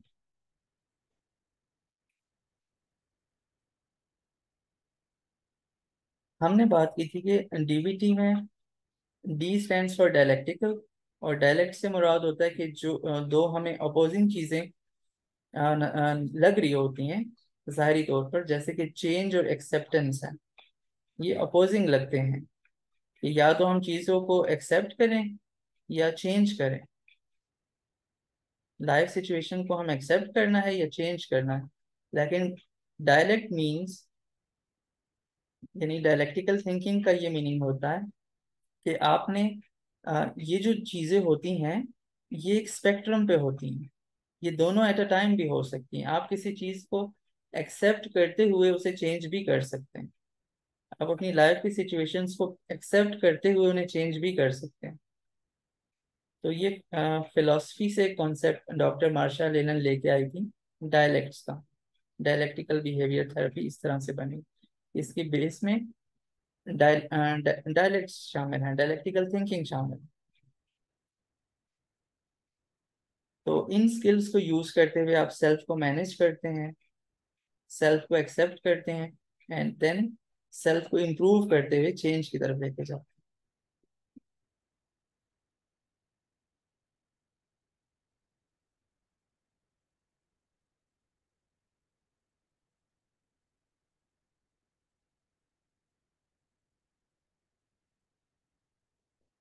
हमने 4 स्किल सेट्स की बात की है कि 4 मॉड्यूल्स होते हैं। तो रिसेंटली कुछ लोग अब डीबीटी में एक 5th मॉड्यूल की बात भी करते हैं, जिसे वॉकिंग द मिडल पाथ कहते हैं। ये कोई नई चीज नहीं है, बल्कि ये जो हम बात करें कि डायलेक्ट्स हैं और डायलेक्टिकल थिंकिंग है, बैलेंस्ड वे में सोचना है, और इन्हीं 4 स्किल्स को लेकर किस तरह से हम दरमियाने रास्ते पर चल सकते हैं। जिस डायलेक्टिकल थिंकिंग की हम बात कर रहे हैं ना, उन पे हम किस तरह से चल सकते हैं, तो उन्हीं सब चीजों को मिलाकर एक और मॉड्यूल बना दिया गया, जिसे कहा जाता है वॉकिंग द मिडल पाथ। तो इसमें बैलेंस किया जाता है एक्सेप्टेंस एंड चेंज को, ताकि एक बैलेंस्ड लाइफ गुजारी जा सके। ये लाइफ का नेचर क्या होता है, हमने बात की थी कल भी, कि डायलेक्टिकल नेचर होता है लाइफ का।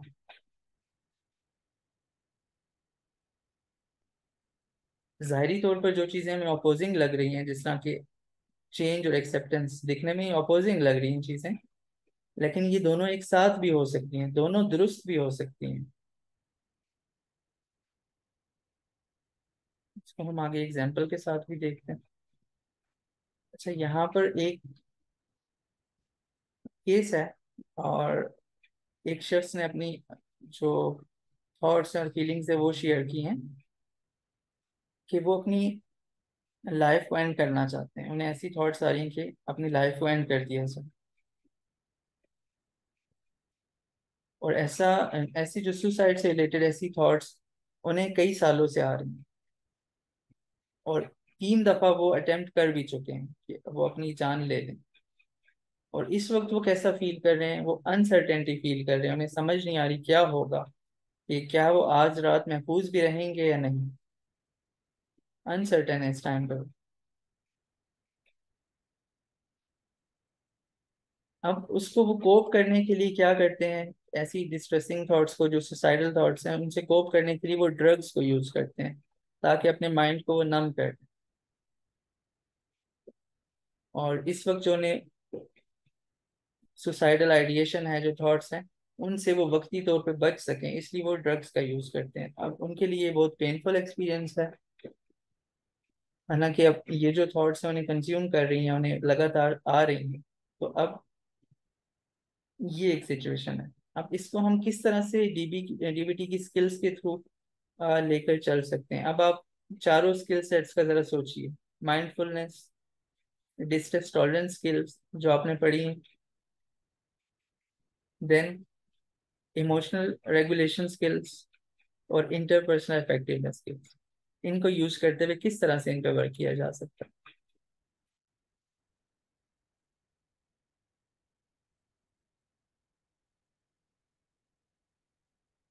वॉकिंग द मिडल पाथ हम बात कर रहे थे कि इसमें ओवरऑल पर्सपेक्टिव है डीबीटी का, कि हम किस तरह से सारी स्किल्स को साथ लेके चलते हैं और वर्क करते हैं एक्सेप्टेंस और चेंज पे। तो अगर कोई शख्स गिल्टी फील कर रहा है, तो सेल्फ क्रिटिसिज्म की वजह से वो इस तरह बिहेव कर रहा है, सेल्फ हार्म की तरफ जा रहा है, गिल्टी फील कर रहा है, तो अब क्या होगा, एक्सेप्टेंस और चेंज उनके लिए कैसे वर्क कर सकती है। सबसे पहले क्या होगा, कि उन्हें अपनी फीलिंग्स को वैलिडेट करना होगा, कि हाँ उन्हें ये फीलिंग्स आ रही हैं, उन्हें एक्सेप्ट करना होगा कि इस सिचुएशन में ऐसी फीलिंग्स आती हैं। ये एक अंडरस्टैंडेबल रिस्पॉन्स है, ये एक नेचुरल चीज है। जब मुश्किलात होती हैं तो ऐसा फील होता है। जब इस चीज को एक्सेप्ट कर पाएंगे, तब वो ये समझेंगे कि अब इन पैटर्न्स को चेंज करना इंपॉर्टेंट है। ये सेल्फ क्रिटिसिज्म नहीं होना चाहिए, बल्कि सेल्फ कंपैशन होना चाहिए। और उसके लिए क्या वर्क करना है, कौन सी स्किल्स पे वर्क करना है, किस तरह से लाइफ में चलना है, किस तरह से मिडिल पाथ पे हमें चलना है, कि हम एक्सेप्टेंस को लेते हुए चेंज भी हासिल कर सकें।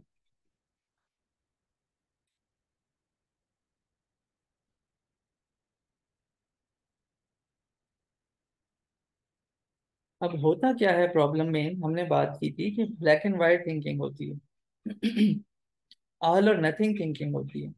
एक पर्सपेक्टिव देखा जा रहा होता है, दूसरा उन्हें समझ नहीं आ रहा होता। तो फिर एक्सेप्टेंस और चेंज के दरमियान जो बैलेंस है, वो फाइंड करना मुश्किल हो जाता है। या वो समझते हैं या तो इस सिचुएशन को एक्सेप्ट करना है या सब कुछ चेंज कर देना है। यही चीज फिर सेल्फ हार्म, सुसाइडल थॉट्स की तरफ लेके जाती है। यानी बैलेंस नहीं समझ आ रहा कि कैसे एक्सेप्ट भी करना है और चेंज भी करना है। और प्रॉब्लम क्या होता है कि वो समझते हैं या तो हम एक्सेप्ट कर सकते हैं या कंप्लीटली इसको चेंज कर सकते हैं। जबकि लाइफ का हमने बात की है और इसको डिटेल से समझा है डिफरेंट एग्जांपल्स के साथ कल भी, कि लाइफ का नेचर कैसा होता है, डायलेक्टिकल नेचर होता है लाइफ का।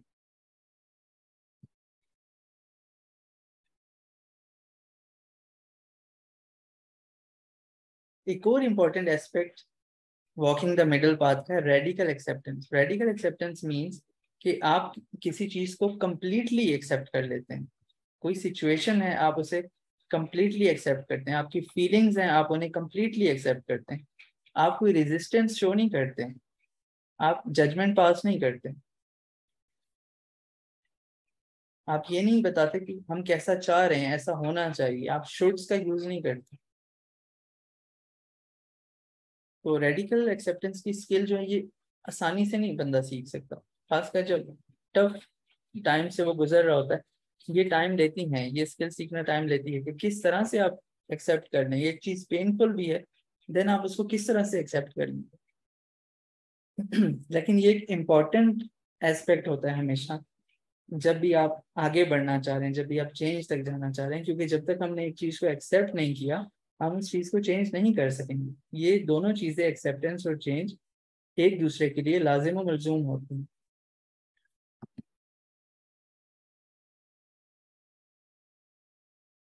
यहाँ अब रूमी का एक कोट है कि the cure for pain is in the pain. दर्द का इलाज दर्द में होता है।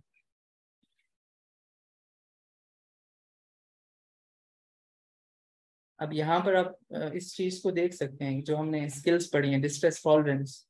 डिस्ट्रेस को किस तरह से टॉलरेट किया गया, किस तरह से, जो हम हैबिचुएशन की बात की थी, पेन को फेस किया है, एक्सेप्ट किया गया है, तभी उसका इलाज होगा। देन डायलेक्टिकल नेचर पे रूमी क्या कह रहे हैं, गुड एंड बैड और मिक्स्ड। अब जारी तौर पर ये उलट चीजें हैं, लेकिन हम जब इंसान की बात करते हैं, उसमें ये दोनों चीजें पाई जा रही होती हैं। इंसान ना तो फरिश्ता होता है, ना ही शैतान होता है। इंसान में ये दोनों चीजें पाई जा रही होती हैं। तो रूमी कहते हैं कि अगर आप में ये दोनों चीजें नहीं हैं, तो आपका फिर हमसे कोई ताल्लुक ही नहीं है। या तो फिर तो आप इंसान ना हुए, अगर आप इन दोनों चीज़ों को एक्सेप्ट नहीं करते हैं अपने अंदर। इंसान में अच्छाइयाँ भी होती हैं और बुराइयाँ भी होती हैं। तो इंसानों के लिए गुड एंड बैड जो है वो मिक्स्ड होता है। और यही डायलेक्टिकल नेचर है लाइफ का, कि ऑपोजिट्स जो हैं वो एक साथ पाए जा रहे हो। देन एक और कोटेशन है रूमी की के, ये इसका ताल्लुक है इमोशनल रेगुलेशन के साथ, कि किस तरह से आप अपने इमोशंस को अंडरस्टैंड करते हैं और उन्हें एक्सेप्ट कर सकते हैं। तो रूमी के अकॉर्डिंग जो इंसान है वो एक तरह से गेस्ट हाउस है। इस गेस्ट हाउस में हर सुबह क्या होता है कि कोई नया मेहमान आता है। वो मेहमान इन इमोशंस की सूरत में हो सकता है, खुशी हो सकती है, डिप्रेशन, मीननेस हो सकती है। तो आपने अब क्या करना है, इन तमाम फीलिंग्स को वेलकम करना है और इंटरटेन करना है, जिस तरह के गेस्ट हाउस में किया जाता है। चाहे वो सौरोज की सूरत में है, वो मेहमान तकलीफ की सूरत में है, पेन्स हैं, तो हो सकता है कि वो जो आपके जो गेस्ट हाउस है उसको एम्प्टी करने आया हो, ताकि एक नई फीलिंग आ सके, एक नई डिलाइट आ सके। तो जब ये चीज तो हम पढ़ते हैं, इसका जिक्र बार बार होता है कि मुश्किल के बाद आसानी,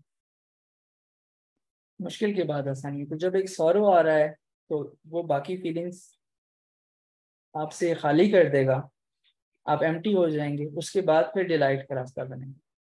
तो रूमी कुछ इस अंदाज में इमोशनल रेगुलेशन समझा रहे हैं। अब आप किस तरह के क्वेश्चंस कर सकते हैं रेडिकल एक्सेप्टेंस के लिए, अपने सेशन में क्लाइंट से कैसे क्वेश्चंस कर सकते हैं, किस तरह से आप रेडिकल एक्सेप्टेंस उनकी लाइफ में ला सकते हैं। तो पहले तो अवेयरनेस है कि रेडिकल एक्सेप्टेंस किस तरह वर्क करती है।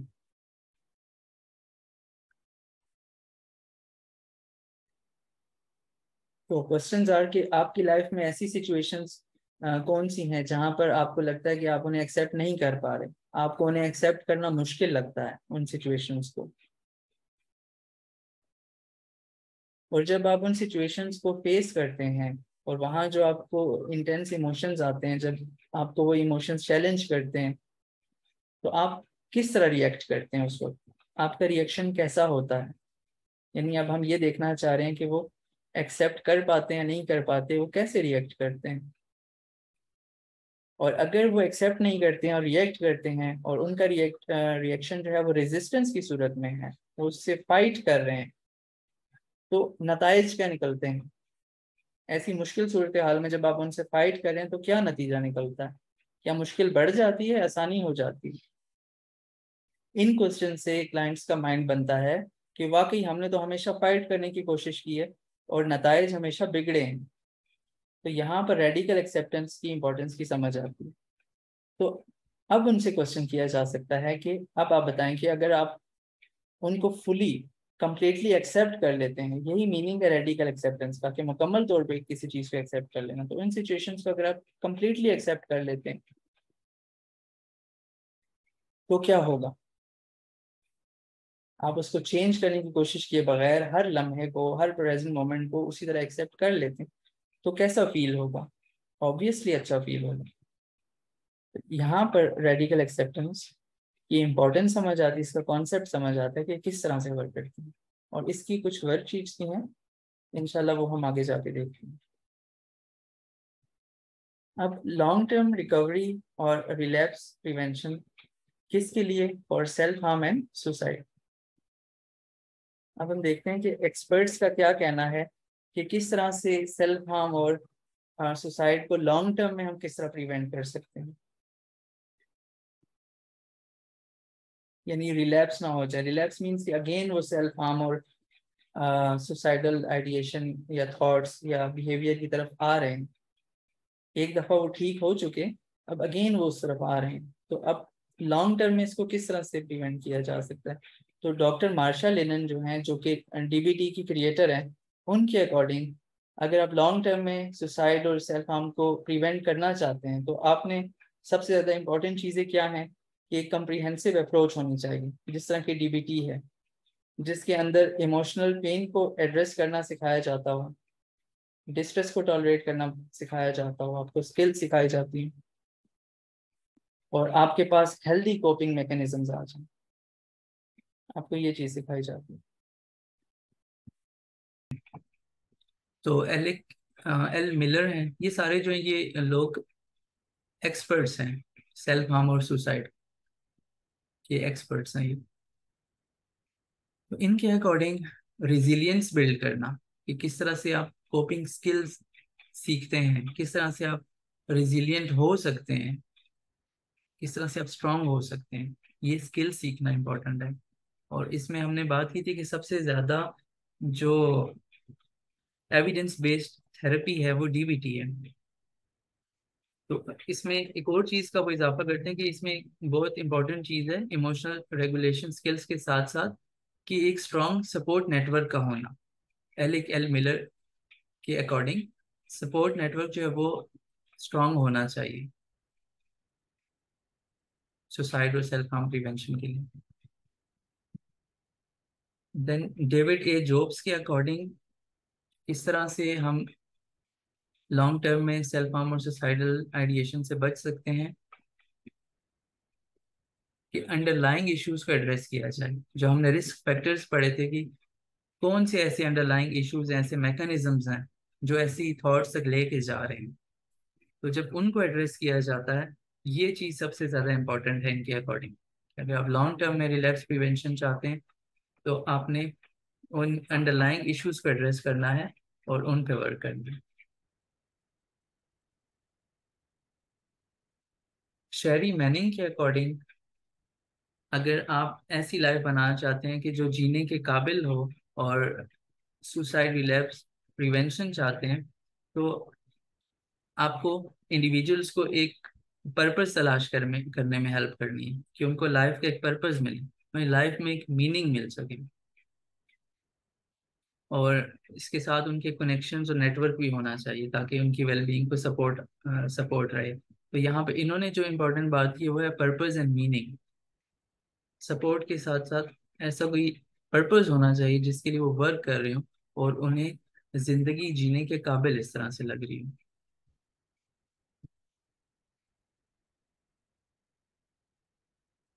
जेनाइना स्कारलेट के अकॉर्डिंग सेल्फ हार्म और सुसाइड रिलैप्स प्रिवेंशन के लिए जरूरी चीजें हैं कंपैशन एंड एम्पैथी, कि ऐसा उन्हें सेफ स्पेस प्रोवाइड किया जा सके कि उनकी जो स्ट्रगल्स हैं, उनके जो इमोशंस हैं, वो एक्सप्रेस कर सकें, उन्हें आवाज मिले, उन्हें वॉइस मिल सके कि वो अपनी बात कर सकें, शेयर कर सके अपनी फीलिंग्स को, अपनी स्ट्रगल्स को वो शेयर कर सकें। ऐसा सेफ स्पेस उन्हें देने की जरूरत है और उसके लिए कंपैशन और एम्पैथी जरूरी होती है। माइकल जे नेट और इनके अकॉर्डिंग, अगर आप चाहते हैं कि आपके क्लाइंट्स सुसाइड और सेल्फ हार्म को लॉन्ग टर्म में प्रिवेंट कर सकें और आप उनकी हेल्प करना चाहते हैं, तो एक बिलोंगिंगनेस और कनेक्टेडनेस का सेल्फ आपने सेंस आपने उन्हें प्रोवाइड करना है। जितनी इंपॉर्टेंट कोपिंग स्किल्स हैं, जिन अभी हम ये सारी स्किल्स की बात कर रहे थे ना, जो DBT is all about skills, इसमें सारे स्किल सेट है, तो उनके साथ साथ जितनी इंपॉर्टेंट वो स्किल्स हैं उतना ही इम्पोर्टेंट बिलोंगिंगनेस का सेंस है, कनेक्टेडनेस का सेंस है। तो इनके अकॉर्डिंग ये चीज़ बहुत इंपॉर्टेंट है। देन तारा एल रॉबिन्सन है, ये इनका कहना है कि अगर आप सक्सेसफुल रिलैप्स प्रिवेंशन चाहते हैं तो उसके लिए नेगेटिव थॉट्स को आपने बदलना होगा पॉजिटिव एक्शंस में। ये चीज़ हमने बहुत सारी स्किल्स में देखी है कि किस तरह से पॉजिटिव एक्शंस और पॉजिटिव इमोशंस हम क्रिएट कर सकते हैं। और साथ में जो इमोशंस इस वक्त आप फेस कर रहे हैं, चाहे वो नेगेटिव इमोशंस हैं, तो आप उनमें से किस तरह से गुजर जाना है, इस चीज को सीखना, इस स्किल को सीखना कि आप ग्रेस के साथ उस तकलीफ के सिचुएशन में से किस तरह से गुजर जाते हैं। इनके अकॉर्डिंग ये चीज इंपॉर्टेंट है। तो यहाँ हमने देखा कि एक्सपर्ट्स का क्या कहना है सुसाइड की रिलैप्स प्रिवेंशन के बारे में, और यहाँ पर हमारा ये लास्ट मॉड्यूल भी एंड हो जाता है। सो अब अगर आपके कोई क्वेश्चंस और डिस्कशंस हैं तो वो आप शेयर कर सकते हैं।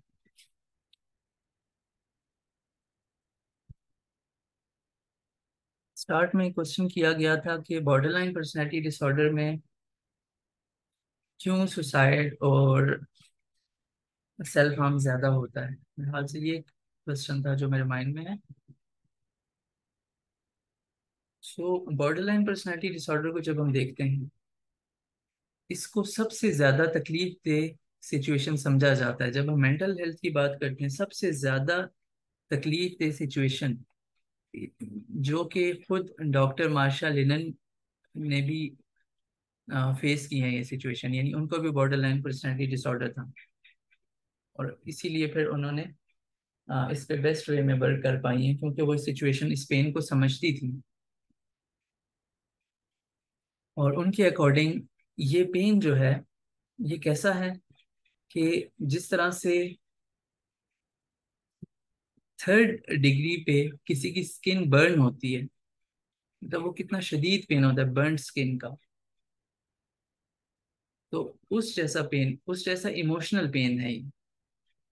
अब आप सोचें कि वो कितना पेन होता है कि किसी की जली हुई स्किन है, बर्न स्किन है, वो किस दर्जे का पेन होता है। तो इतना ज्यादा इमोशनल पेन इनको फील हो सकता है। सो ये एक बहुत पेनफुल सिचुएशन है, इनके इमोशंस बहुत हर्ट हो रहे होते हैं। और हमारा एक कोर्स था इस पर जिसमें डीबीटी फॉर बीपीडी यानी बॉर्डर लाइन पर्सनैलिटी डिसऑर्डर के लिए डीबीटी किस तरह वर्क करती है, तो उसमें हमने इसको डिटेल में डिस्कस किया था कि अब उनके जो इमोशंस है वो बहुत ज्यादा नाजुक होते हैं, जल्दी हर्ट हो जाते हैं। तो इसलिए इस वजह से उनमें ज्यादा सेल्फ हार्म होता है कि अब उनको जब मुनासिब कोपिंग मैकेनिज्म नहीं मिल रहे होते तो उस इमोशनल पेन से बचने के लिए वो सेल्फ हार्म की तरफ जा सकते हैं। बीपीडी के मेन सिम्टम्स कौन से हैं डॉक्टर स्टार अहमद? हम्म तो इनमें सबसे पहले एक चीज है कि फियर ऑफ अबैंडनमेंट होता है, कि इनको छोड़ देंगे, इनको छोड़ दिया जाएगा, ये फियर होता है कि ये अकेले रह जाएंगे। इसी तरह से फिर इस फियर की वजह से इस पेन में, यानी ये इस तरह का एक पेन भी होता है, इस फियर की वजह से उन्हें लग रहा होता है कि छोड़ दिया जाएगा और वो अकेले रह जाएंगे। तो वो कर क्या रहे होते हैं कि वो एक थिंकिंग पैटर्न है जिसको अभी हम कह रहे थे black and white thinking, splitting हो जाती है उनके अपने रिलेशनशिप्स के साथ, यानी उनके जो फ्रेंड्स हैं या पार्टनर है वहाँ एक उनका कोई खास फेवरेट पर्सन होता है लाइफ में, तो उनके साथ स्प्लिटिंग हो जाती है। तो वो फिर अप्स एंड डाउन्स आते रहते हैं, कभी वो उनके साथ बहुत अच्छे होते हैं, जब वो अच्छा फील कर रहे होते हैं तो वो अपने पार्टनर को बहुत अच्छा फील करवा रहे होते हैं, जब वो बुरा फील करते हैं तो चांसेस आर देयर कि वो अपने पार्टनर को डिग्रेड कर देंगे, डी वैल्यू कर देंगे। तो कुछ इस तरह के रिलेशनशिप्स भी चल रहे होते हैं, एक पेनफुल सिचुएशन होती है। इसी तरह से पैरानॉइड आइडिएशन भी होती है, ये भी एक सिम्टम होता है कि उन्हें शक्कुक और वसवसे उनके माइंड में आ रहे होते हैं, खासकर अपनी रिलेशनशिप को लेके। तो ये कुछ इंपॉर्टेंट चीजें हैं। एक और ये होता है कि इम्पल्स कंट्रोल नहीं होता उनमें, अक्सर चीजें वो इस तरह कर जाते हैं, रेकलेस ड्राइविंग करते हैं, यानी डेंजरस एक्टिविटीज उनसे हो जाती हैं अक्सर। तो उनका अपनी इम्पल्स पे कंट्रोल भी नहीं होता, ये प्रॉब्लम भी होता है।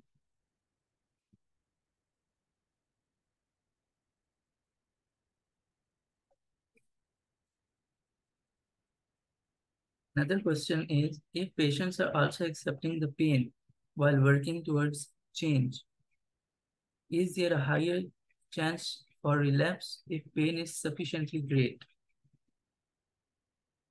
अगर तो वो किसी इस तरह के प्रोग्राम का हिस्सा है जो कि इंटेंसिव और कम्प्रिहेंसिव है, जिस तरह से डीबीटी है, और अगर इस तरह से वो एक्सेप्ट कर रहे हैं कि जिस तरह से स्किल सिखाई जाती है, तो आप डीबीटी के जब स्टैटिस्टिक्स देखते हैं, 70 to 80% लोग जो इस थेरेपी का हिस्सा रहते हैं, इसको कंप्लीट करते हैं, वो इस हद तक सक्सेसफुल हो जाते हैं कि उनमें वो सिम्टम्स ही नहीं रहते हैं, यानी वो अपने सिम्टम्स को मैनेज कर लेते हैं।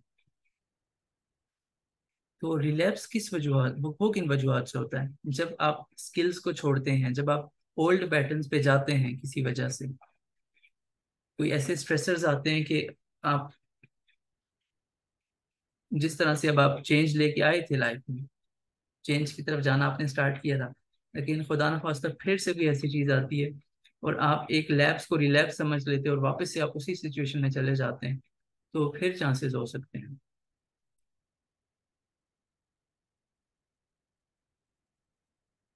यानी सिर्फ पेन का होना, पेन तो होता है ना, पेन को फेस करना सिखाया जा रहा है, डिस्ट्रेस टॉलरेंस यहाँ पे सिखाई जा रही है, पेन तो होता है, सिर्फ पेन का होना जरूरी नहीं है रिलैप्स के लिए, कोई दूसरे इन्वायरमेंटल स्ट्रेसर्स हो सकते हैं। लेकिन अगेन वही कि वो जितना स्ट्रांग रहेंगे अपने सिस्टम के साथ, जितने कनेक्टेड रहेंगे, जो स्किल्स उन्होंने सीखी उन पे वर्क करते रहेंगे, तो फिर वो चांसेस कम हो जाएंगे। क्योंकि अगर एक चीज आपको 80% तक, इससे भी ज्यादा तक अगर आपको वो सक्सेसफुल मिल रही है, उससे आप ठीक हो रहे हैं, तो आपको उससे फिर अटैच रहना चाहिए। तो वो जब तक वो उन स्किल्स को उन पे वर्क करते रहते हैं, अपनी लाइफ का हिस्सा बनाते रहते हैं, उन पे मास्टरी हासिल करते हैं, प्रैक्टिस करते रहते हैं, तो वो ठीक रहते हैं।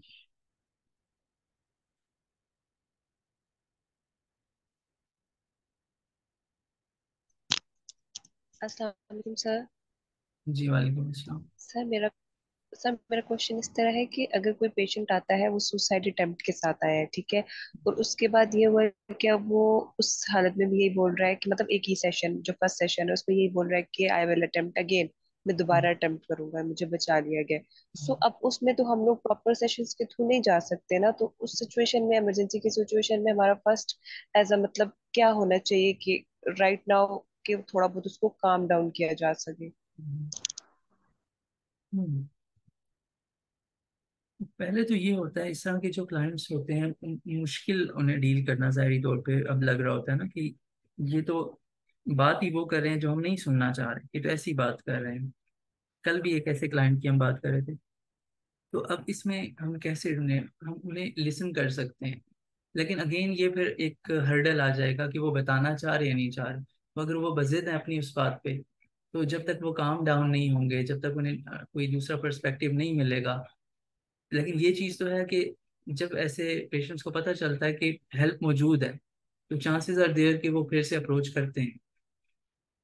वो अप्रोच करते हैं, और ज़ाहिर है हर वक्त एक जैसी सिचुएशन नहीं रहती, हर हर वक्त एक जैसे इमोशंस नहीं रहते हैं, तो अप्रोच करते हैं जहाँ पर उन्हें वैलिडेशन मिलती है। तो सबसे इम्पोर्टेंट चीज़ वैलिडेशन है यहाँ पर। डॉक्टर मार्शा के अकॉर्डिंग भी, जिन्होंने ये इतनी सक्सेसफुल थेरेपी बनाई है इन प्रॉब्लम्स के लिए, तो वैलिडेशन सबसे ज़्यादा इंपॉर्टेंट है कि उनको लिसन किया जा रहा है, जज नहीं किया जा रहा, उनकी फीलिंग्स को वैलिड समझा जा रहा है, उनके पेन को वैलिड समझा जा रहा है। तो आगे फिर ऐसी कोई सिचुएशन अगर उनके साथ बन पाए कि जहाँ पे वो अपने प्रॉब्लम्स शेयर कर सकें इजीली, उन्हें वो सेफ स्पेस आप दे सकें, तो फिर आगे जाकर उन पे वर्क किया जा सकता है। लेकिन फॉर द टाइम बीइंग ये है कि फैमिली और फ्रेंड्स उनके साथ कनेक्टेड रहें और उनको सुने। तो उन तक भी ये बात पहुंचानी ज़रूरी है कि वैलिडेशन क्या चीज़ है, इसके क्या, इसकी क्या इम्पोर्टेंस है। तो ये चीज़ फिर हेल्पफुल हो सकती है आगे जाकर। Be content with what you sir have. Thank you so much. Welcome. Be content with what you have. Rejoice in the way things are. When it's raining, the best thing you can do is let it rain. Is it accepting that both are against change? So we have to change and improve.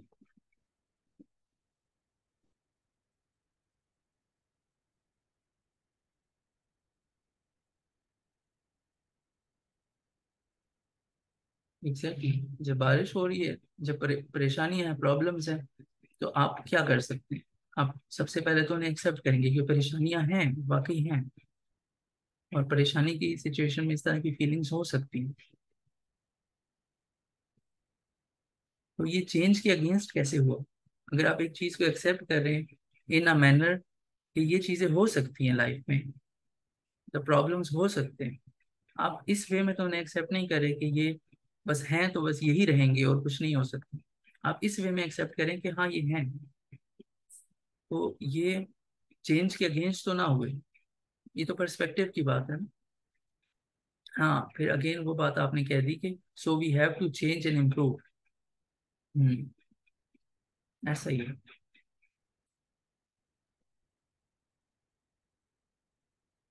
If patients are also accepting the pain while working towards actual question हो चुका, worksheets आपको provide कर दी जाएंगी, अभी आपसे मैं share भी करता हूँ, उन पे बात भी करते हैं। आई थिंक इतने ही क्वेश्चंस थे। अस्सलाम वालेकुम। जी वालेकुम अस्सलाम। ये हमें वर्कशीट्स वगैरह और सर्टिफिकेट्स कब तक मिल जाएंगे? सर्टिफिकेट तो आपको इंशाल्लाह विद इन अ वीक मिल जाएगा, और वर्कशीट्स आपको सेंड कर दी जाएंगी ग्रुप में। अभी हम वर्कशीट्स की तरफ जाते हैं, उनको देखते हैं कि कौन सी वर्कशीट शामिल है। चलिए ठीक। आई थिंक इतने ही क्वेश्चंस थे, यही डिस्कशंस थी। फिर वर्कशीट की तरफ जाते हैं।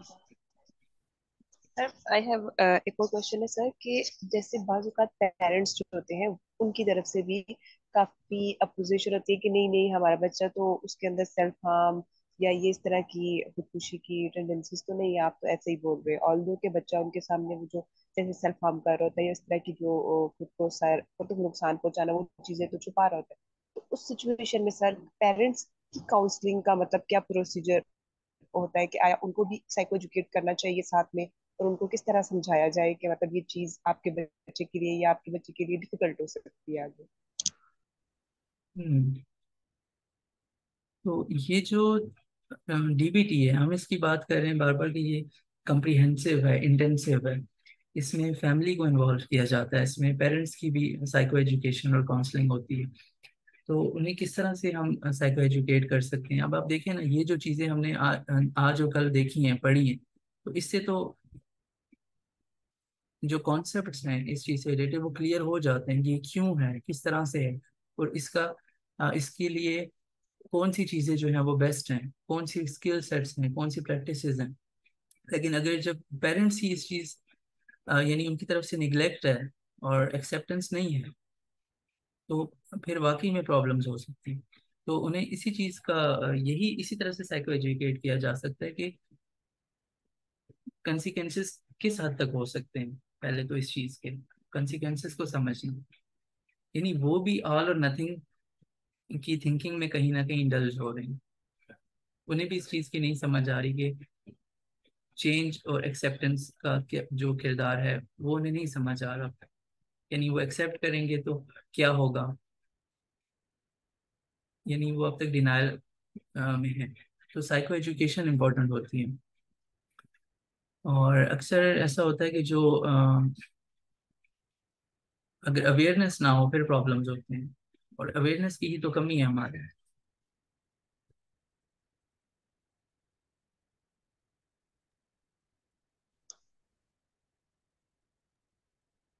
Sir thank you so much.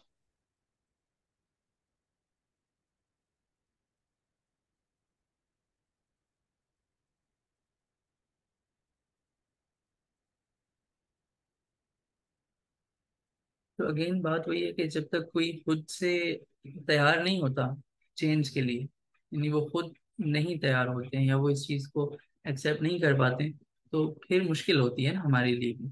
कि जब वो लिसन नहीं करते हैं, वो डिनाई करते हैं, तो फिर हम उन्हें किस तरह से समझाएं। फिर भी हम उन्हें सुनते हैं, जाहिर है वो इस तरह की फैमिली है, वो इस तरह की प्रॉब्लम्स को फेस कर रहे हैं, तो हम उनका पर्सपेक्टिव जानना चाहते हैं। फिर भी हम उन्हें अपनी बात बताते हैं कि ये चीज़ें इस तरह से हैं, क्योंकि हमारा ये फर्ज बनता है ना कि जो चीज़ इस तरह से उन्हें बताई जाए, ये चीज़ें इस तरह से इनके ये कंसिक्वेंसेस हो सकते हैं, तो आपको इनको लाइटली नहीं लेना। Yes sir definitely sir. काफी सारे केसेस तो रिपोर्ट भी नहीं होते लोगों की अवेयरनेस ना होने की वजह से। ऐसा भी है बिल्कुल, बहुत से केसेस रिपोर्ट नहीं होते हैं हमारे में।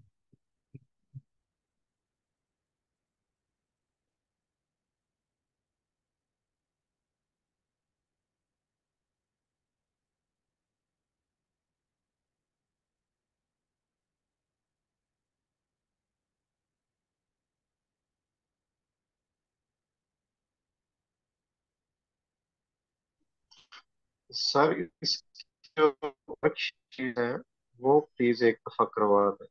जी जी ठीक है सर, उसी की तरफ जाते हैं।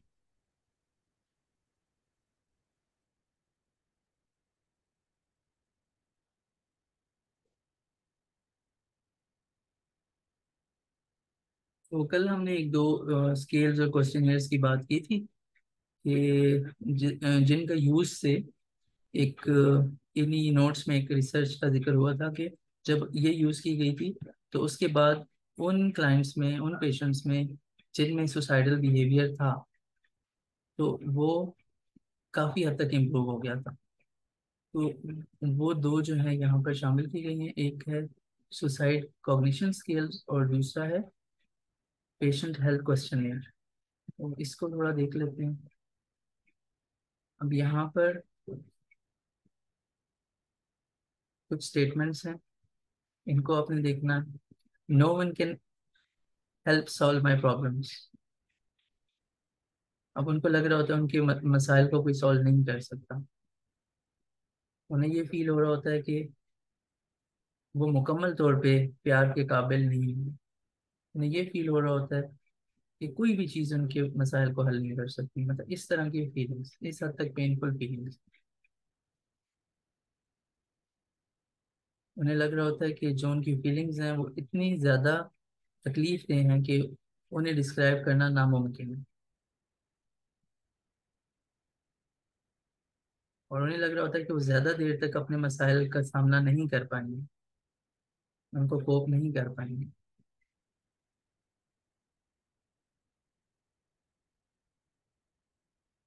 और ये भी फील हो रहा होता है कि वो तसव्वुर भी नहीं कर सकते कि ज़्यादा देर तक वो इस दर्द को बर्दाश्त कर पाएंगे।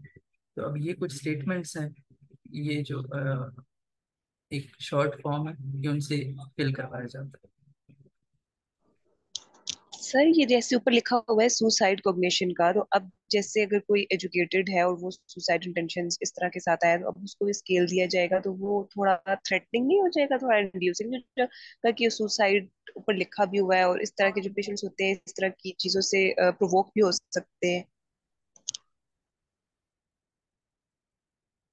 प्रोवोक किस सेंस में हो सकते हैं? यानी एक चीज है ना, अब अगर तो उन्हें अपने प्रॉब्लम का पता है, अक्सर तो इसी वजह से थेरेपी में आते हैं ना कि उनसे ऐसा हुआ है या उनको लाया जाता है, तो उन्हें तो पता होता है अपने प्रॉब्लम का। अब सुसाइड है तो इसको तो हम सुसाइड का ही नाम दे सकते हैं ना, अगर उन्हें अटेम्प्ट की है या सुसाइडल थॉट्स हैं या कॉग्निशंस हैं, तो हम उसको तो वही नाम दे सकते हैं ना। Okay okay sir. I thought कि अगर हम जैसे होता है वो किस हिस्ट्री पे या जिस तक वो आते हैं, तो जिस तरह उनके साथ हिस्ट्री टेकिंग में जैसे खुद ही क्वेश्चन कर लिए जाए और फिल कर लिए जाए, तो आई वुड हाँ कि ये ज्यादा बेस्ट रहेगा। हाँ हाँ, मतलब हम उनको उनकी टेलरिंग कर सकते हैं ना अपनी सिचुएशन के अकॉर्डिंग, कल्चर के अकॉर्डिंग। तो आप ट्रांसलेट कर यस सर। सकते हैं, आप अगर नाम नहीं लिखना चाहते तो ठीक है, जी। इट्स ओके जी। Thank you. इस फॉर्म के बाद फिर इसके साथ वो जो हमने बात की थी डिप्रेशन की स्क्रीनिंग का एक क्वेश्चन है। अब यहाँ पर डिप्रेशन के सारे सिम्टम्स हैं,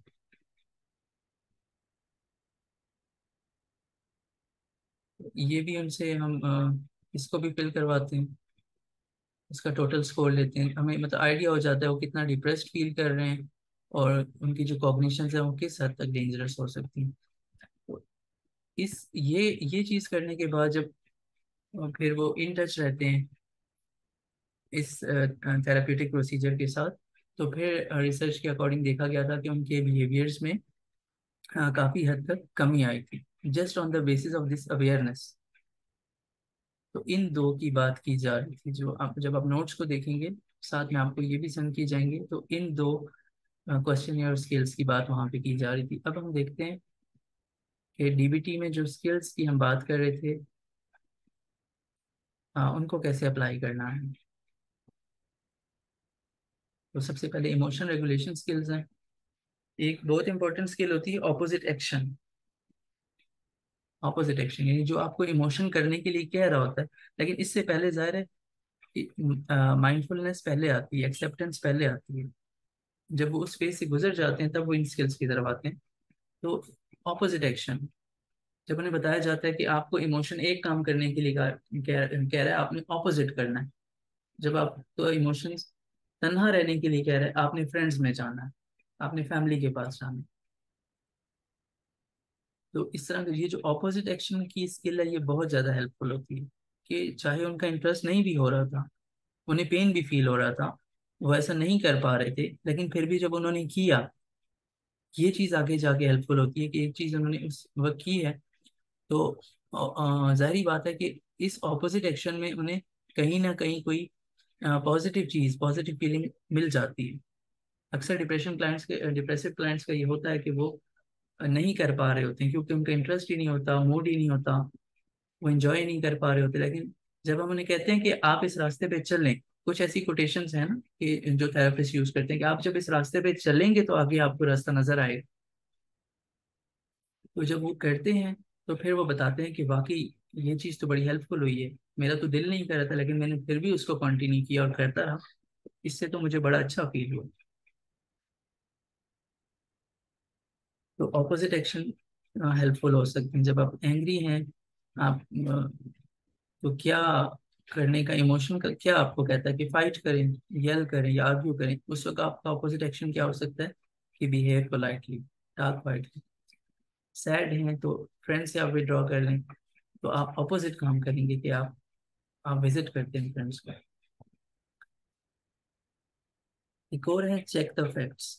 इसमें जो थॉट्स होती हैं उनको आप फैक्ट्स के सामने लाते हैं। ज़ाहिर है, जो नेगेटिव और इलॉजिकल थॉट्स होती हैं वो हकीकत पर बेस तो नहीं होती हैं, तो उनको चेक करते हैं हम फैक्ट्स के सामने लाकर।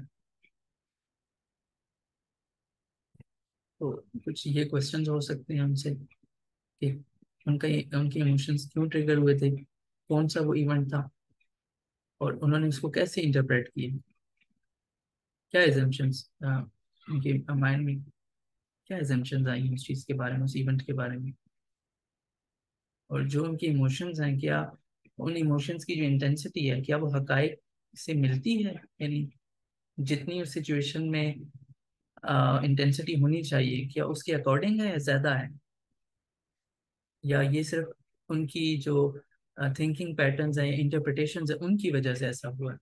जब उनसे क्वेश्चंस किए जाते हैं, वो इस चीज़ को सोचते हैं, इस पे वो मेंटल वर्क करते हैं, तो इस चीज़ को हम कहते हैं चेक द फैक्ट्स। ये चीज़ भी बड़ी हेल्पफुल होती है। और देन ये है प्लीज़, हम इस पे बात कर चुके हैं कोर्स में, जो ABC प्लीज़ की स्किल थी, ये भी बहुत हेल्पफुल होती है। And then paying attention to positive events. Positive events के थ्रू हम पॉजिटिव इमोशंस बना सकते हैं। नेगेटिव इमोशंस है, ज़रूरी नहीं कि उनको फोकस करके उनको कम करने की कोशिश कीजिए, बल्कि ये भी बहुत हेल्पफुल होता है कि आप पॉजिटिव इवेंट्स को अटेंड कर रहे होते हैं, तो वहाँ से आपको पॉजिटिव इमोशंस मिल रहे होते हैं। जो चीज़ें आपको, जो हॉबीज़ आपको पसंद है, जो चीज़ें आप इंजॉय करते हैं, जब आप उनमें इन्वॉल्व होते हैं तो आपको अच्छा फील होता है। तो ये इमोशनल रेगुलेशन की कुछ स्किल्स थी। इसी तरह वाइज माइंड की हम बात कर रहे थे, इसको भी हमने डिस्कस किया था कोर्स में। यहाँ पर उसकी भी एक वर्कशीट है। इमोशनल माइंड जो है वो फीलिंग्स कंट्रोल कर रही होती है, और इसको लॉजिक और रीजन कंट्रोल कर रहा होता है, लॉजिकल या रीजनेबल माइंड को। और वाइज माइंड जो है वो इनका बैलेंस होता है, यानी वो फीलिंग्स की भी रिस्पेक्ट कर रहा है, एट द सेम टाइम जो लॉजिक और फैक्ट्स कह रहे हैं उसको भी नज़र में रख रहा है। तो इन दोनों को देखते हुए बेस्ट डिसीजन क्या हो सकता है, बेस्ट थॉट क्या हो सकती है, तो वाइज माइंड उसके अकॉर्डिंग वो डिसाइड करता है। ये माइंडफुली होता है, जब हम माइंडफुल होते हैं तो हम अपने वाइज माइंड में होते हैं।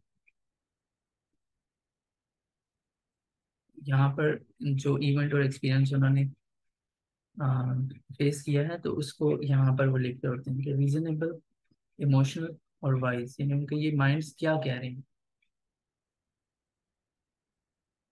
उसको वो रीजनेबल माइंड इस तरह से एक्सप्लेन कर रहे हैं चीज़ को, इमोशनल माइंड इस तरह से कह रहा है, और वाइज माइंड का ये कहना है। इस तरह से उन्हें कॉन्सेप्ट ज़रा डिफरेंट अंदाज में समझ आता है, फिर वो अपनी बाकी जो एस्पेक्ट्स हैं वो भी उनको इस तरह से देख रहे होते हैं। फिर इंटरपर्सनल इफेक्टिवनेस स्किल्स है, रिलेशनशिप्स बहुत इंपॉर्टेंट होते हैं, कनेक्टेड रहना बहुत इंपॉर्टेंट होता है। उनके लिए भी हमने कुछ स्किल्स देखी थी। डियर मैन स्किल है, ये भी हम देख चुके हैं। तो अब ये उसकी वर्कशीट है, यानी हम प्रिंटेड फॉर्म में ये दे सकते हैं। अगर हम इसे उर्दू में ट्रांसलेट कर लेते हैं तो और भी अच्छी बात है। गिव की स्किल है, फास्ट की स्किल है। तो ये तीनों स्किल्स जो है ये इंटरपर्सनल इफेक्टिवनेस की स्किल्स हैं। फिर रेडिकल एक्सेप्टेंस है, ये बहुत इंपॉर्टेंट होता है कि हम मुकम्मल तौर पर किसी चीज़ को किस तरह से एक्सेप्ट कर लेते हैं, यानी अपनी माइंड से भी, अपनी फीलिंग्स के साथ, दिल से भी, और अपनी बॉडी के साथ भी। ओवरऑल हम किस तरह किसी चीज़ को एक्सेप्ट कर लेते हैं। और जब हम रियलिटी से फाइट करते हैं, जो फैक्ट्स हैं उनसे फाइट करते हैं, तो क्या होता है कि हम वहीं पे स्टक कर जाते हैं, हम उस तकलीफ को छोड़ नहीं पाते क्योंकि हम रियलिटी से फाइट कर रहे होते हैं। लेकिन जब हम रेडिकल एक्सेप्टेंस की तरफ आते हैं तब हमें चेंज नजर आने लगता है। तो ये उस चीज़ से रिलेटेड बहुत इंपॉर्टेंट चीज़ है कि जब आप इसकी वर्कशीट की तरफ जाएंगे कि रेडिकल एक्सेप्टेंस को प्रैक्टिस कैसे करना है, तो उससे पहले ये चीज़ समझ लीजिए कि रेडिकल एक्सेप्टेंस किस तरह से वर्क करती है और ये क्यों इम्पोर्टेंट है। क्योंकि रियलिटी को रिजेक्ट करने से वो चेंज नहीं होती। जब हम हकाइक को रिजेक्ट करते हैं तो वो चेंज नहीं हो सकते। उनको चेंज करने के लिए ज़रूरी है कि पहले हम उनको एक्सेप्ट करें। और यही तस्वर है जिसकी हम बात इस पूरी थेरेपी में करते रहें कि चेंज एंड एक्सेप्टेंस। इस तरह से ये सबसे ज़्यादा इंपॉर्टेंट चीज़ इस थेरेपी में रेडिकल एक्सेप्टेंस। देन फिर आप इस पे वर्क कर सकते हैं कि कौन सी ऐसी चीज़ है जो उन्हें तंग कर रही है, किस वजह से वो परेशान है। देन रियलिटी को समझना, उसके बारे में क्वेश्चन है कि असल बात है कैसे, किस तरह से है। उस रियलिटी को एक्सेप्ट किस तरह करना है, उसके लिए डिटेल यहाँ पे क्वेश्चन। ये कुछ इंपॉर्टेंट वर्कशीट्स थी।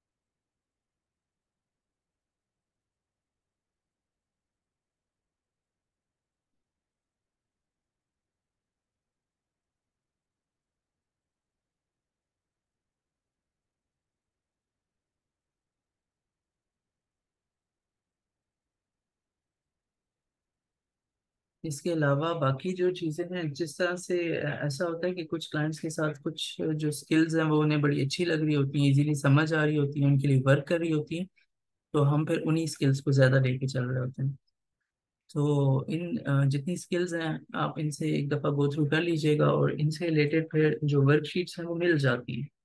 बेहतर ये होता है कि हम इनको ट्रांसलेट कर लें, अगर क्लाइंट को ये नहीं समझ आ रही तो इनको उर्दू में ट्रांसलेट करके फिर हम उन्हें प्रोवाइड कर देते हैं। इस तरह से उनके लिए आसानी हो जाती है।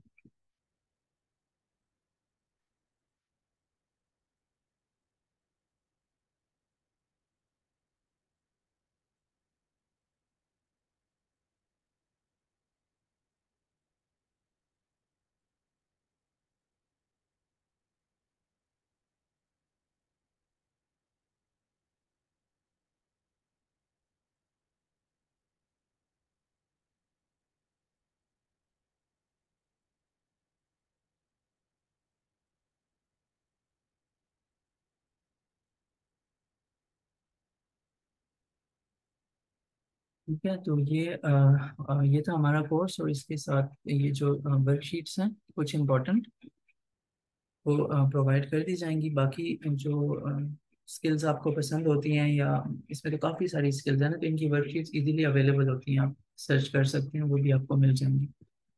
इसके अलावा अगर कोई और डिस्कशन है इस हवाले से या कोई क्वेश्चन है तो आप कर सकते हैं, अदरवाइज फिर अब हम इसको वाइंड अप करते हैं।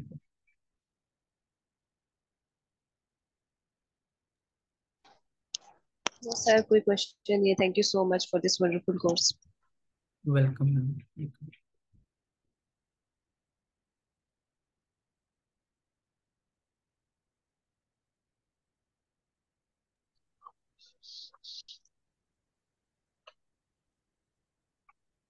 एंड कर दो। जी ठीक है, ठीक है। ओके ओके गाइस, अल्लाह हाफिज, alright. Take care. Okay sir, अल्लाह हाफिज। अल्लाह हाफिज सर। अल्लाह हाफिज।